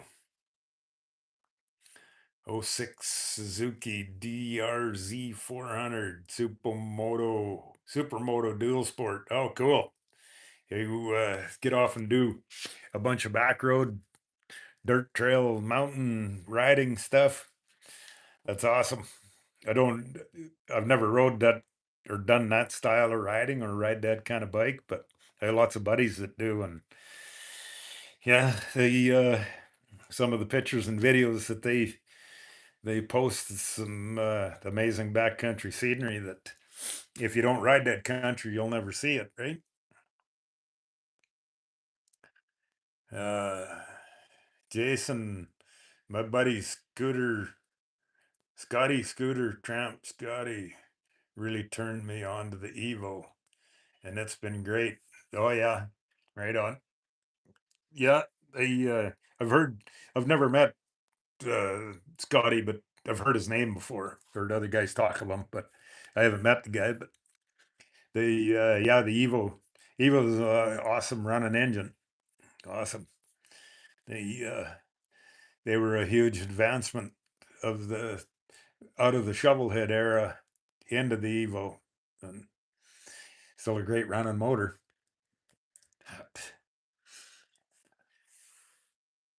Hang on, I got a sneeze coming here. Yeah.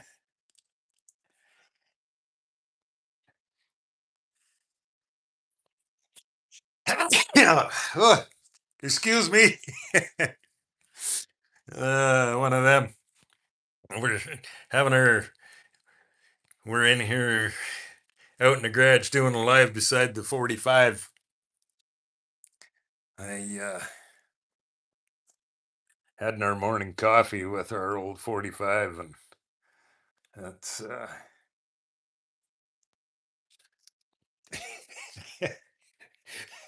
turn turn you on the old motorcycle instead of me sneezing. uh, Jason, you be in Sturgis this year? No, unfortunately, I won't because after the accident in 24 of getting rear-ended on the highway and this shoulder being dislocated, and then after twice a week for over a year and a half of doing physical therapy, and my shoulder getting worse and worse with physical therapy, I went and seen an orthopedic surgeon, and he sent me for new MRIs. And now this whole muscle in here that comes out and ties into your across your shoulder, across the front. Now I completely got that muscle detached or torn off, or however you want to call it. So I'm booked in for surgery here in June, and the orthopedic surgeon said you're going to wake up in a sling, and you'll be in a sling for 7 to 9 months before you start physical therapy. So there won't be no motorcycle riding this season, unfortunately. Oh, yeah, I won't be doing any riding. Be in the Jeep heading to physical therapy a couple times a week, or when the healing process carries on, and we'll see what he recommends for the physical therapy department. So yeah, thank you kindly, Jason, for the speedy recovery prayers and hopes. And I I'm pretty disappointed after doing a year and a half of physical therapy. It progressively has gotten worse and completely torn off and detached the muscle off the bone. So unfortunately, things have gone backwards instead of making progress over the last year and a half, and so we're back to the beginning again. So very unfortunate, and makes me sad that I can't ride, be 2 seasons in a row and no motorcycle miles. So frustrating, but I I certainly do appreciate everybody's positive uh, coming and joining me on the lives here, and all the well wishes and everything. So uh, unfortunately, the insurance is not a pleasant story, and I I better keep that. I better not say nothing about the insurance, because that's not a pleasant experience. It hasn't been from the beginning, and it's at this point it's still not. So I better keep that private and out of the mainstream, Jason. Oh, someday when I get through the end of it, I can share the story. But at this point, I better that better all be private stuff. I'll just I'll leave it I'll leave it hanging there. It's uh, it's not a pleasant experience, put it that way. So, uh, Brad Pitbull, first time seeing you. I'll support you. You got a good vibe. Well, thank you kindly, my friend. That's what my whole channel, right? All my stuff, because it's social media, and in my opinion, there's so much trash on it that I don't want no part of it. That all my stuff is happy, positive me and my old motorcycles, and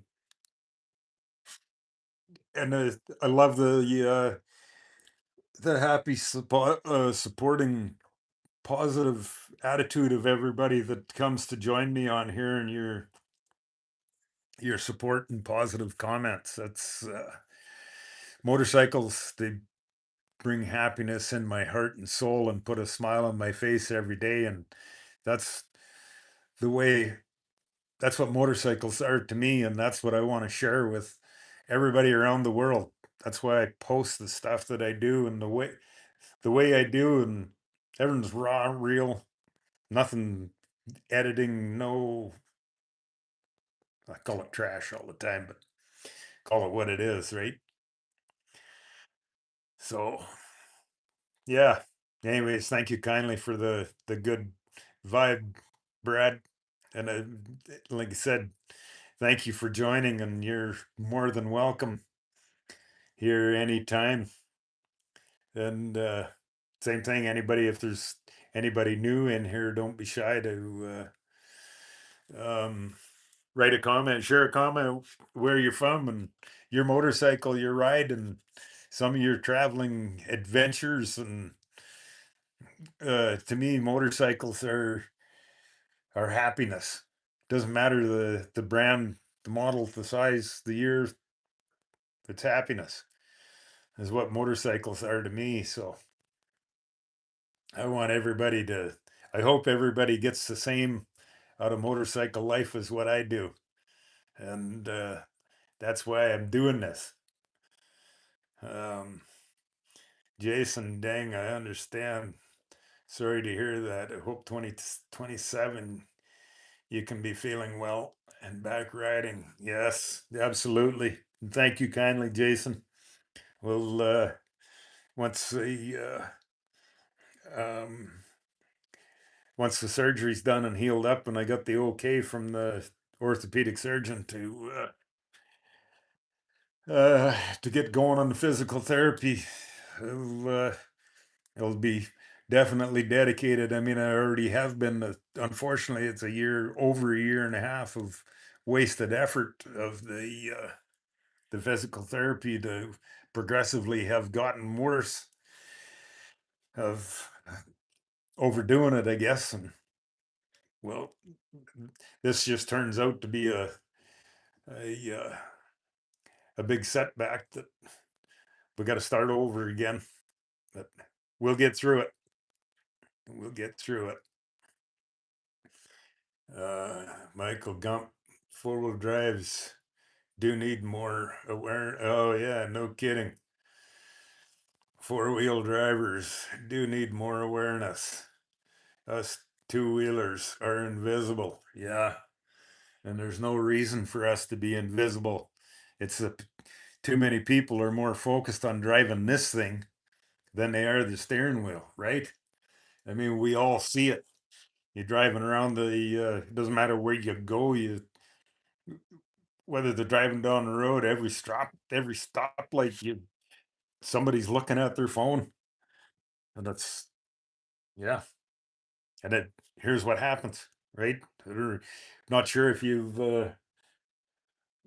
seen the video. I posted a video it doesn't look like much, but I posted a whatever it is 2-minute video of at the accident scene where it starts out, guy, I'm laying on the pavement. He takes the phone and walks down the highway to where the skid marks start, and then he started counting the yards back to where I'm laying.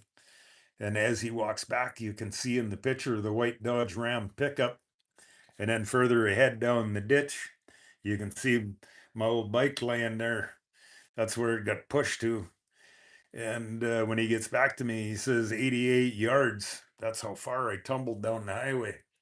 So I have no memory of the accident, but I have long-lasting effects of the aches and pains with this shoulder having been dislocated.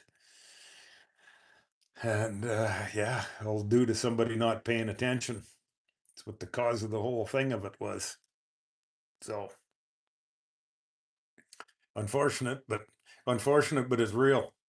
And I don't know. They need to make, somehow or another, they should make a vehicle,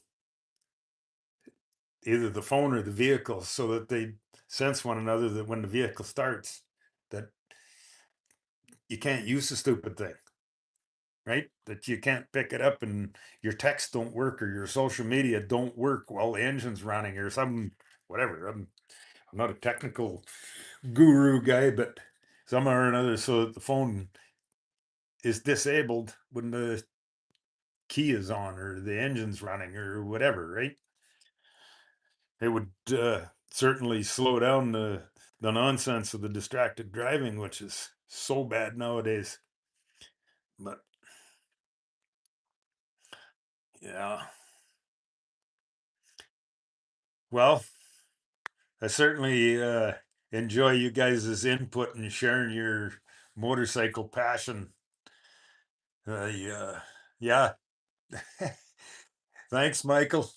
Michael Gump, if you know somebody in that world, that I think that's a good idea somehow. Or, I mean, whatever. Like I said, I run old stuff, generators and points and plugs and wires. I have a hard time functioning the phone some days, but if whoever develops these phones or the vehicles, however that, if they put some sort of a function in there, when the key is on, it automatically disables the phone.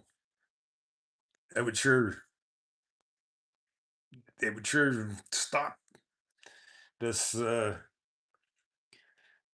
the bad habit of the distracted driving causing serious. I mean, there's serious deaths of injuries that it's totally what it's caused by, right?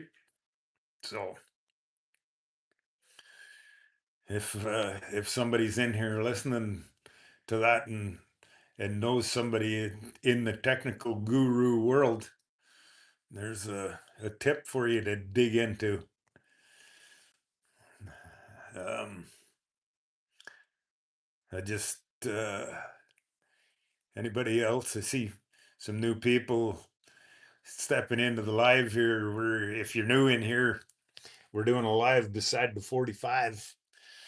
We had our morning coffee out here, and I just thought I'd try a live with everyone. And if you're live, don't be shy to throw a comment out of tell us who you are, where you're from, and what your old motorcycle is that you ride.